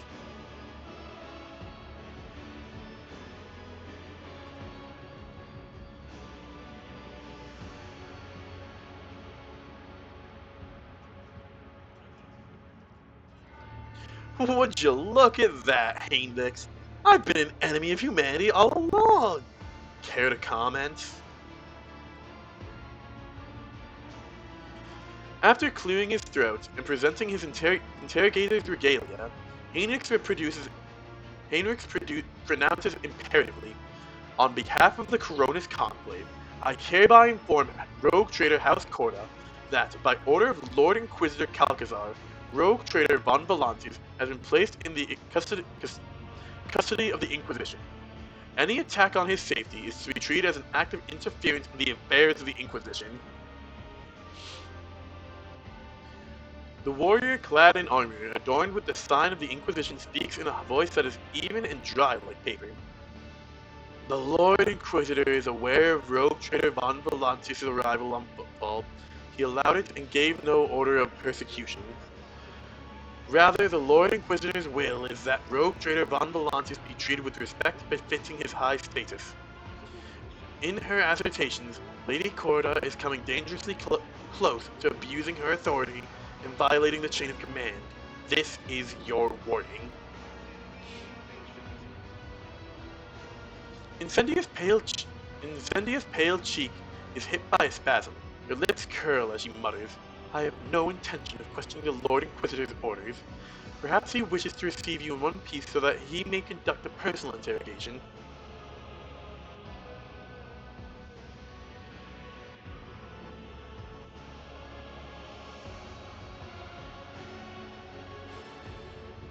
So what happens between you and Winterscale? Winterscale is a traitor. While the Expanse burns, ravaged by heretics and unhallowed Xenos, he abandoned his duty completely and had the nerve to ignore the Lord Inquisitor's call to battle. My servants are capturing his worlds and ships while he hides from his reckoning, indulging his base urges. Soon enough, he too will stand before judgment.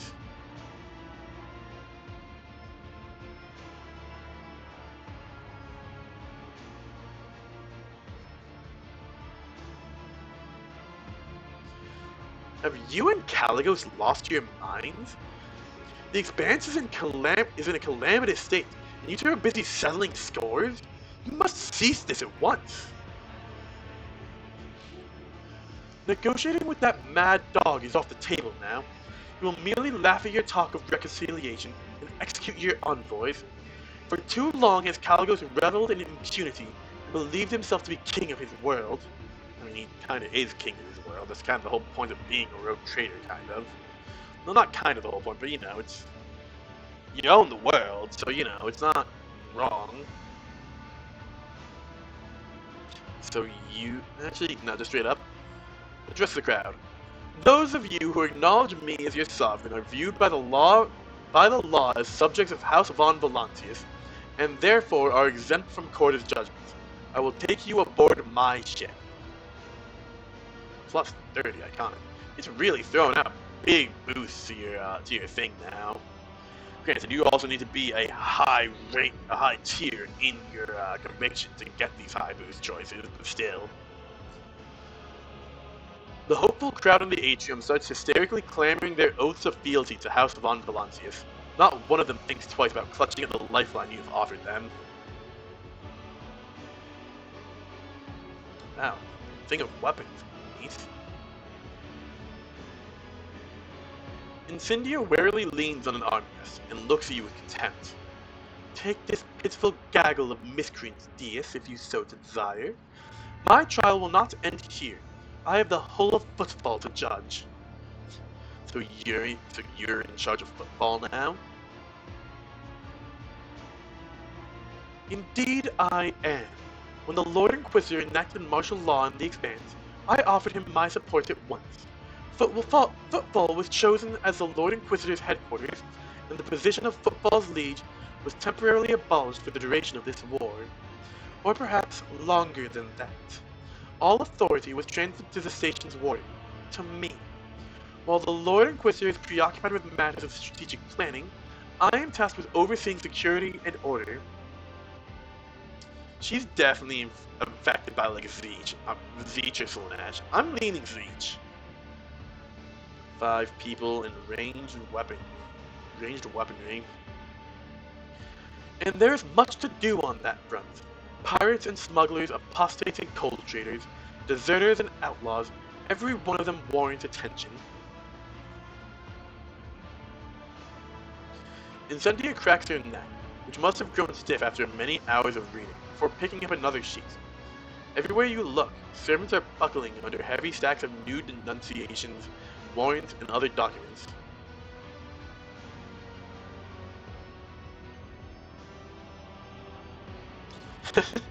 I can tell you're quite popular with the locals.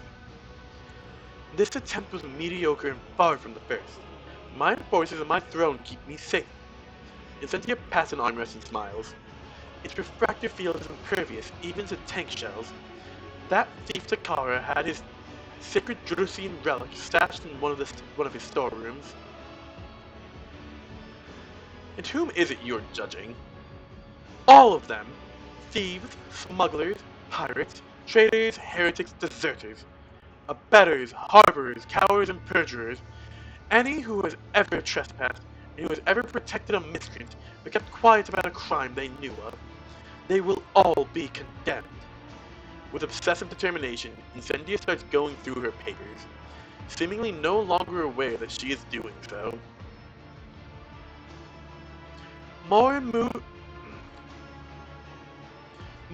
more new convicts are being granted the great boon of undergoing servitude in perpetuis, and, having rid themselves of weakness, Footfall will once again become a bastion of law and righteousness. I will eradicate all heresy that prevents the faithless from giving themselves over to the good of toiling in his name.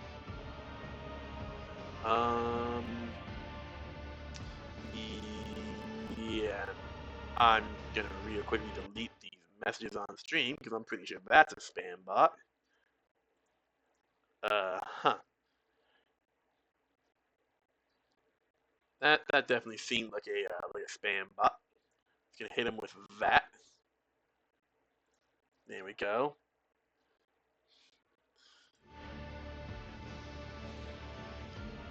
Back to reading. Where was I?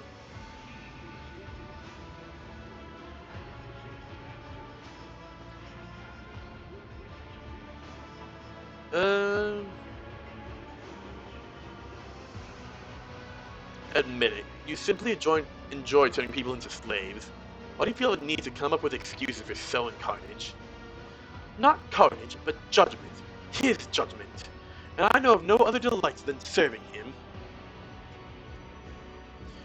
The universe is a terrifying place. We are surrounded by the arch-enemy's machinations and xeno scum who deny us our right to exist.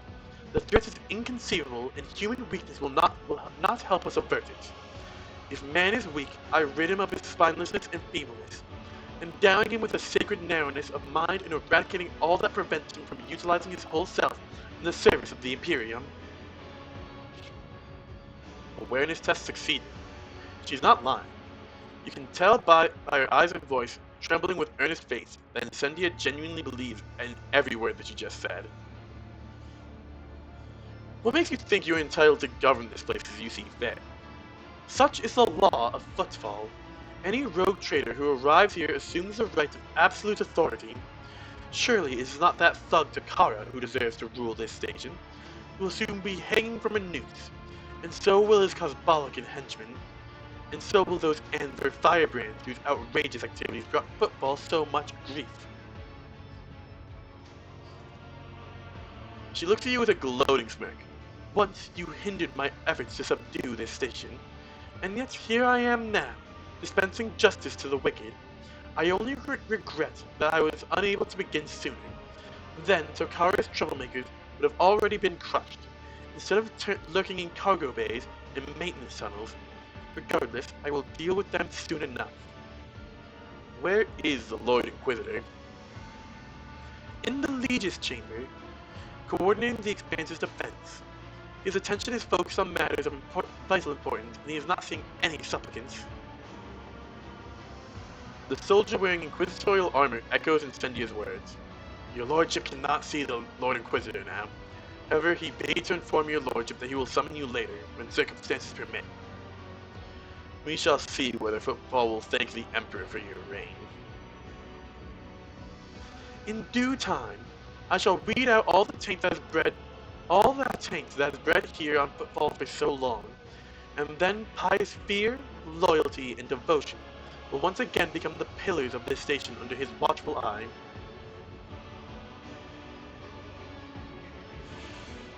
Enough words, your accused awaits, and so do my duties. Wait, you have a duty to the Emperor that you must see to. Vladimir Zakara, the deplorable rebel who once ruled this station, has slipped from my grasp. He is inciting the people to revolt, killing my servants, and hiding from my wrath with the dexterity of a void rat. My informers claim he often appears in that den of unrest that bears the irreverent name of the Adeptus Amazekis. We have made several attempts to arrest him, yet he has evaded capture each time. Reverend Hieronymus has gone there to convince him to surrender quietly, but his efforts have likewise been unsuccessful. In the interest of Footfall's integrity, Takara must be apprehended. As the rogue traitor in authority, I order you to aid me in bringing him to justice. The asteroid where the Adeptus Amazekis is located has been cordoned off, but my enforcer will take you there. I want you to lure Takara out of his hole in season so that he may stand trial. Do this for me. Do this for the sake of Footfall's liberation, and pave the road that my justice will tread.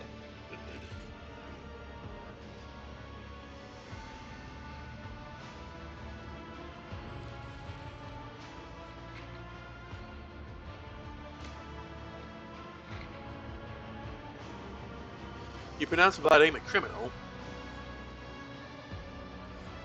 Why wouldn't I? That vile rogue's infamy is known to all. He patronized thieves, smugglers, and pirates. By his lead, heresies and unholy cults flourished. That he has evaded punishment this long can only be described as gross negligence, which I intend to rectify in short order. Why did Hieronymus go to the Adeptus Amazekis? Reverend Hieronymus headed where the rebels are seen most often, so he could preach to them and sway them to repent. Alas, he still cannot see the difference between those who have erred and those who are beyond the hope of redemption.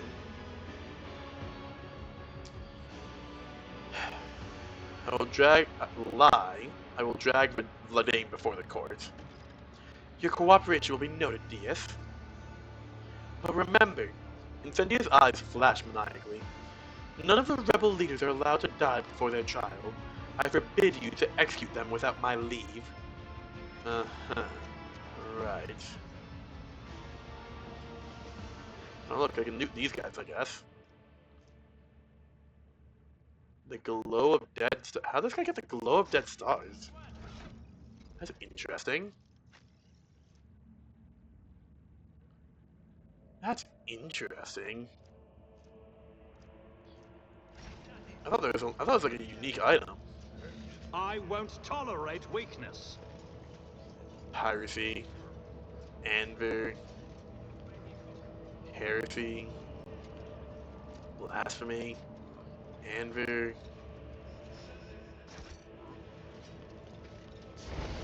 blasphemy,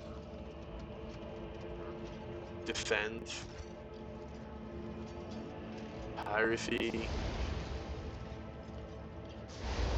heresy, piracy, Anvir. The stinking mass of charred, partially incinerated corpses smolders in the waste of fresh bodies.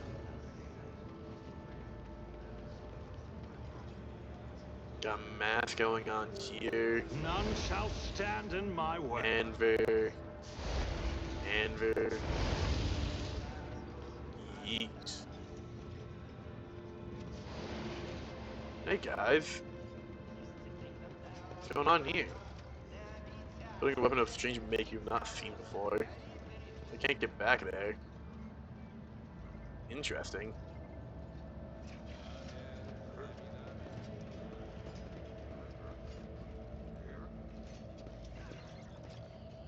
Someone shoved a flamer down the throat of this quarter soldier and burned his entrails. I'll lay claim to the stars. Oh, hello, sir. 2 in the first patrol, 3 in the second. You got to do the 3 first. Gotta do the 3 first. They've got shotguns. Yeesh. Oh hey, corpse. Hidden loot. The soldier was killed with a sudden blow at point blank range, quietly and quickly. Interesting.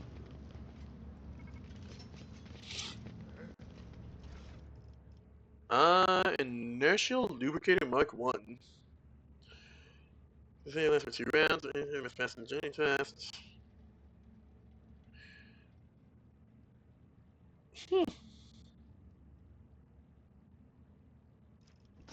Neat. Traces of My suit. pleasure. A bomb exploded here, most It's likely an about improvised time. one. Can't get up top. Pascal, if you would.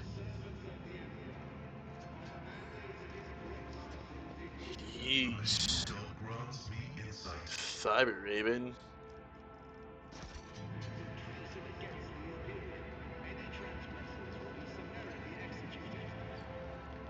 Yeah, Incendia is definitely touched by chaos. There's no way she isn't.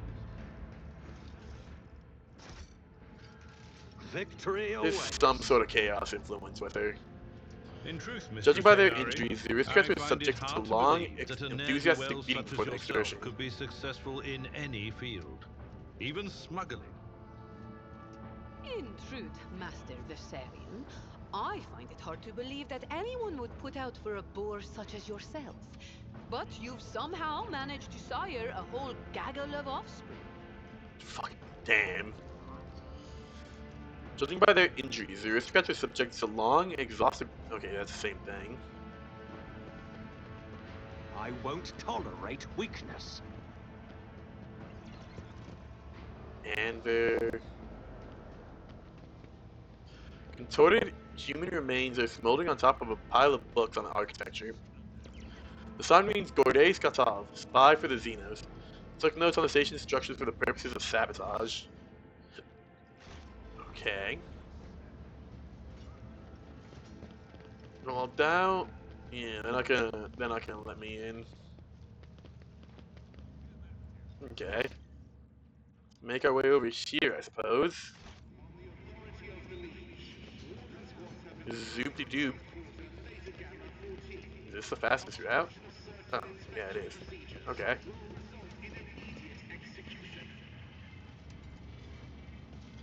Unwilling to die, the bar patrons made their last stand right here. Yeesh.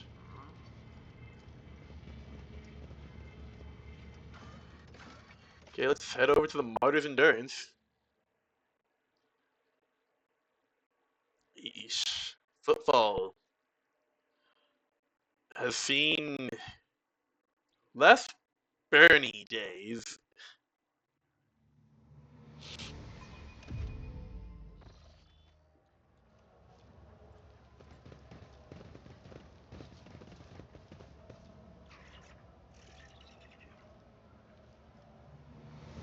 Follow Don't know my what that lead. goes to.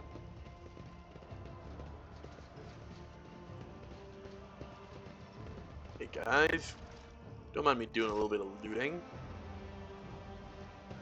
Oh, hello.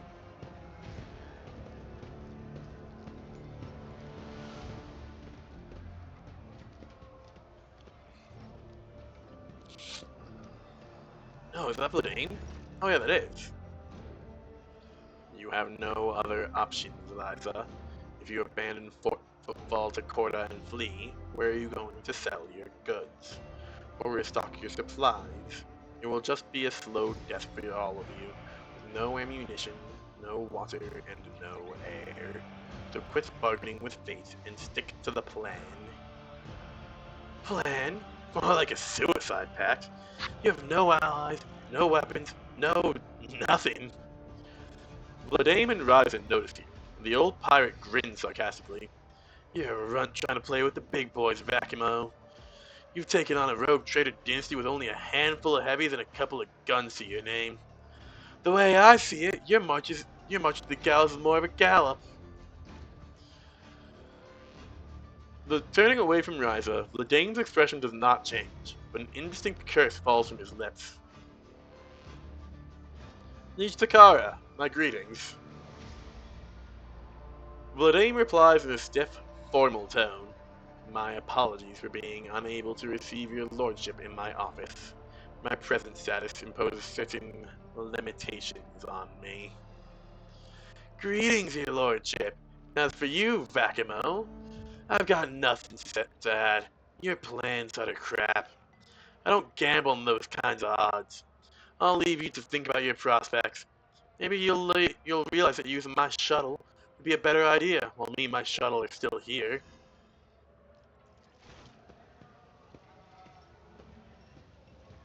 Uh, bye, I suppose. By the thrones radiant Vladain, if you don't tell me this very moment where you and Falco are keeping my guys. The former liege interrupts Jai with a dry gesture. I don't do business with rats, Haydari. And surprisingly enough, for once, I don't mean you. In that case, pray to the Exalted One that Falco backs up your story before he dies. Disappointed, Jai takes her hand off her weapon and bows her head before you penitently. Forgive my brazenness, Shireen. He's all yours. Look at Vladain. The former liege looks angry and focused. His coat collar is unbuttoned, showing the meshwork of ceramite-reinforced armor hidden underneath. He's wearing a gun holster on his side. Now that Vladain has thrown off the mask of a disgruntled bureaucrat, his sleeves are rolled up, showing his old bandit tattoos. He exudes an aura of imperious cruelty.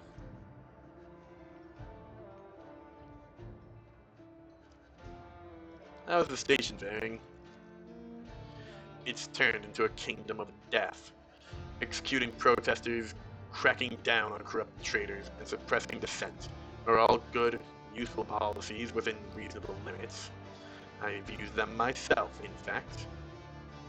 However, with Lady Corda, reasonable limits are distant memory at this point. Fortunately, I'd been preparing for that turn of events ever since that hag tried to take football the first time. You helped us then, giving me time to organize. I set up weapon caches, enlisted more fighters, and deleted my agent's data from the Cogitator network. When Corda seized power, she thought she'd won, but the station was still mine, to an extent. My little army is waging war on the enforcers. We slaughter patrols, wrestle back detainees, and punish those who collaborate with the enemy, or are close to someone who does. Vladain's ruthless smile is like a jagged steel trap. Incendia is conducting her reprisals, and I am conducting mine. Everyone must remember that there are consequences for collaborating with the occupying force.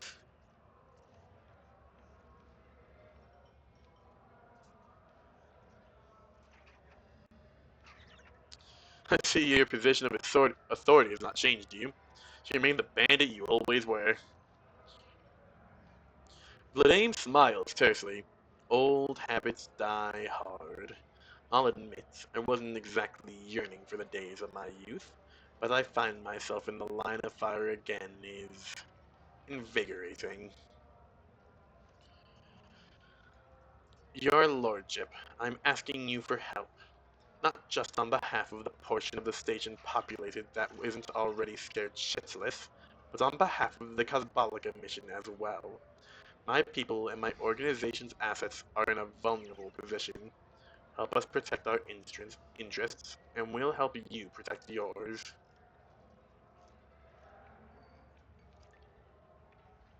What kind of help do you expect from me? A general uprising will be doomed to fail. The enforcers have isolated the asteroids. We can't strike out against Incendia. She has the greater numbers, and her throne's refractor field will protect her from any attack. An insidious smile appears on the Legion's lips, so we'll ask her ladyship to come to us, exploiting her overconfidence. If she wants my blood, let her come and spill it. She knows we use the Amasekis as our meeting place. If you let the enforcers know I can be found and grabbed in here, she will come, and she will hardly drag her throne with her. We'll lure her into a trap, kill her, and take back Footfall. News of Incendia's death is hardly going to please the Lord Inquisitor. Considering Calcazar has never once interfered in the station's affairs, he clearly couldn't care less about Footfall. This means he also doesn't care who runs the station, so long as things are quiet here. I'm going to make sure things are quiet. Granted, he did give Corda a security detail, but if she's already... Takara emphasizes the last word, dead, and her death doesn't reek of deadly heresy, he likely won't bother to investigate. The Lord Inquisitor will simply entrust governance to someone who won't cause him problems. Someone like me. I realize it's a bold hypothesis, and the Lord Inquisitor may have me hanged for Corda's death, but my life is at stake as it is, so I may as well take the risk. Why would I take part in that? Because a critically important station in the Expanse is about to become a graveyard. Once commerce dies, merchants will turn to piracy. What else could they do? Connections between worlds will be weakened since Corda will make short work of astropaths as soon as she gets to them. In Corda, do you think Footfall will be enough for her? No, she'll march on, perhaps to your world as well.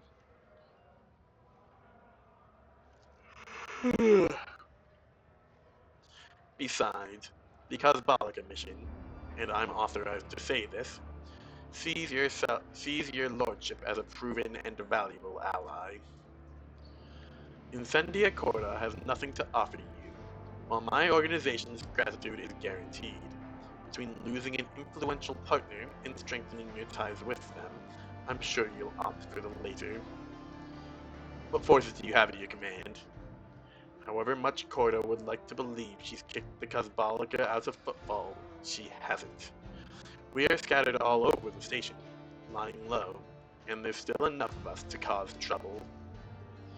A small band of my most daring cutthroat staff members who were by my side when I came to power, business partners who still remember that any venture is only as reliable as the grip of the venturer's hand on their pistol.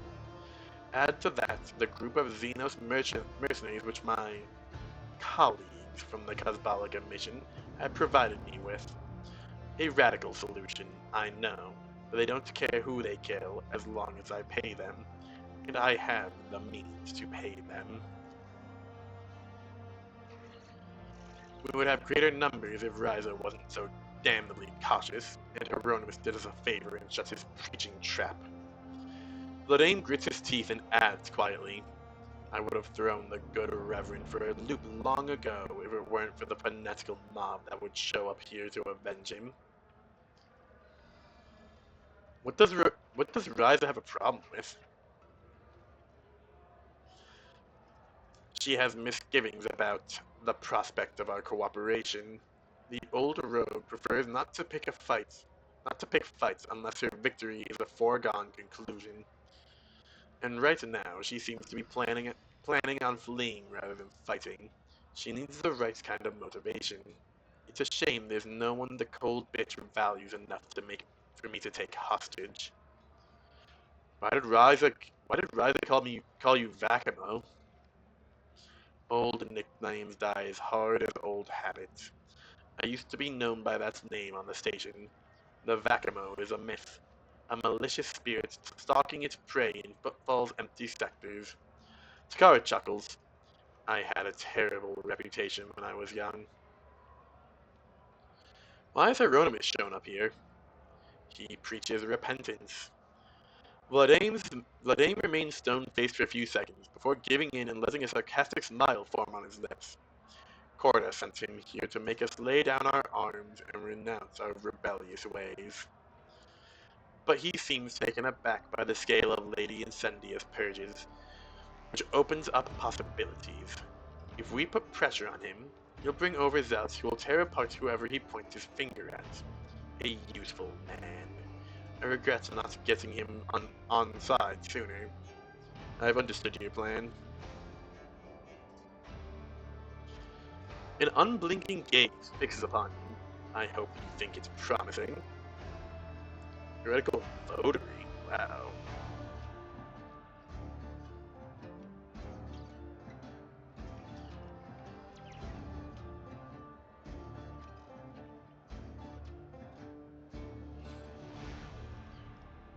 I will help you overthrow Korra. Each second of her continued rule will cost the lives of hundreds of innocent people.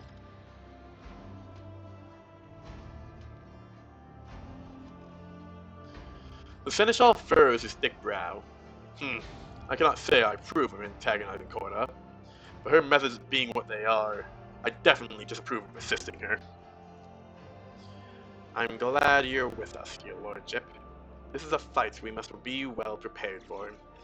As a colleague of mine used to say, if your brain doesn't hurt from all that thinking of where to hide, it'll discover even your skull isn't thick enough once the fight is on. Which sounds especially ironic considering how he died. I'd like to ask your opinion on how prepared we are to entertain Lady Incendia.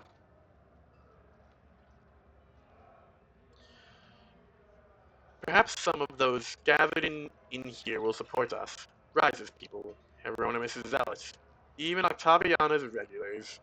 We can use whomever we can get. Whomever we can get. If you think that it may be worth fortifying our position and preparing a few surprises for our guests, my people and arsenal are at your disposal. All you have to do is say the word.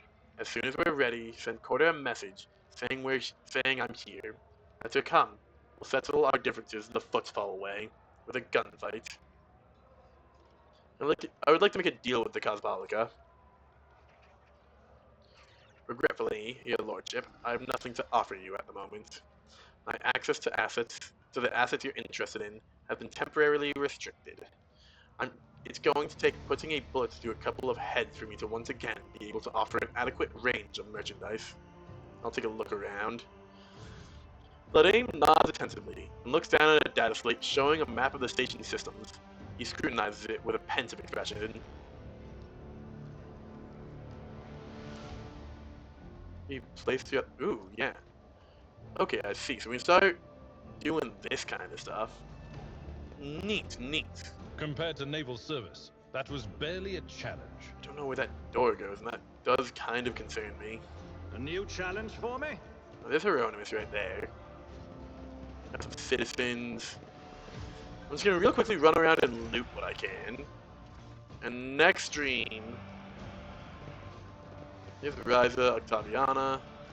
Oh, hello. Oh, hello. I was not expecting another conversation. Okay. You know, she is very pretty. Octaviana looks tired but finds the strength to smile briskly. She pours 2 shots of a clear yellowish liquid with streaks of promethium in it and slides one towards Ryza. Let's drink to her infallible ladyship Corda's mercy and good judgment, wherever they may be right now. Ryza downs the shot, grimacing in satisfaction. You have quite a way with words, Octi. Yeah, indeed. One would hate if Lady Corda's ill health affected our own. Have you, by any chance, run into Lady Corda's good judgment on your journeys, your lordship? The pirate laughs hoarsely. Ah, Octi! I've missed the fiery sunset of your hair, Shireen. Sorry I haven't brought any gifts today, but we're certainly going to down another round or two. Shut it, Haidari. You came back alive, and that's good enough. Octaviana's face twists into a scowl, but her whole body leans forward towards her old friend. And don't beat around the bush. I know exactly why you've come to football in such a rush. But you guys got killed. Every last one of them. Before Corda even set foot on the station. Some were found dismembered in the shadow quarters. Some became a heap of ash at the crematorium. Falco launched the luckiest ones into the orbit around the station, so that everyone could see how much he despised you and your patron. If the rogue trader will pardon me for saying it. That Ashmag. Jai's voice is full of anger and a thirst for vengeance. No, there's still something he needs from me. So not all of them are dead. Or at any rate, it will be better for him if some aren't. Where is he, Octi? Speak! You know very well where. Octaviana waves toward a drab-looking door covered by sheets of metal. The sewers are where that rat belongs. You know he was going to rat us all out to Corda, including Verdane. You should have seen Falco's face when Verdane led the Inquisitor's dogs to him first. Ha!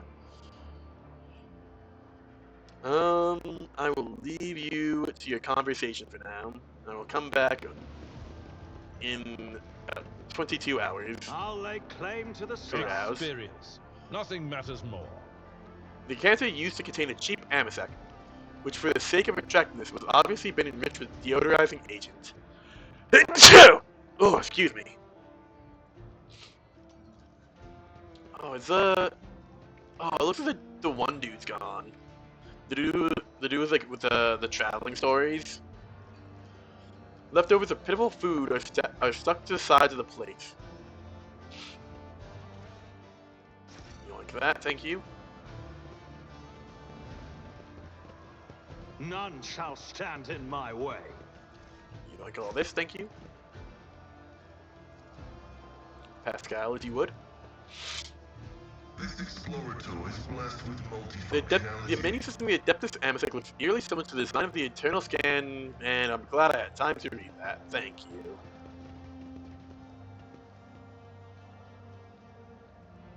Order for barricades to be assembled out of rubbish. Unexpected result. And then down into this room. We got some loot here. Wall safe. Ooh. In round cost CRP, the warrior's first melted weapon attack incoming does not cancel. Oh my goodness. Oh my goodness. I need to make a melt. I was already planning this, but when I was going to do a dogmatic run in my free time, I was definitely going to do Melta. That makes me so excited. Unfortunately, it seems like I have to wait to, act forward to get that, but that's still nutty. Operation. Okay, well, yoink all that. We should deal with this. Oh, hello. What's this? Oh, just... Sure. I'll take it still. Okay. So with that all said and done, and preparations being made, thank you all very much for coming around and hanging out. I do appreciate all of y'all. If you missed any of the stream, I do upload my streams over to YouTube later every day, so you can go and catch up over there. I have a whole playlist of my Rogue Trader playthrough. If you are watching on YouTube, a like, comment, and subscribe would be very appreciated and very helpful. And you are more than welcome to come over and join us live for my live streams. I do my best to stream every weekday for about 2 hours, starting around noon EST. Internet willing and all that. Omnisaya bless. But otherwise, thank you all very much. Y'all are all very awesome. Have a wonderful rest of your days, and peace out, homies.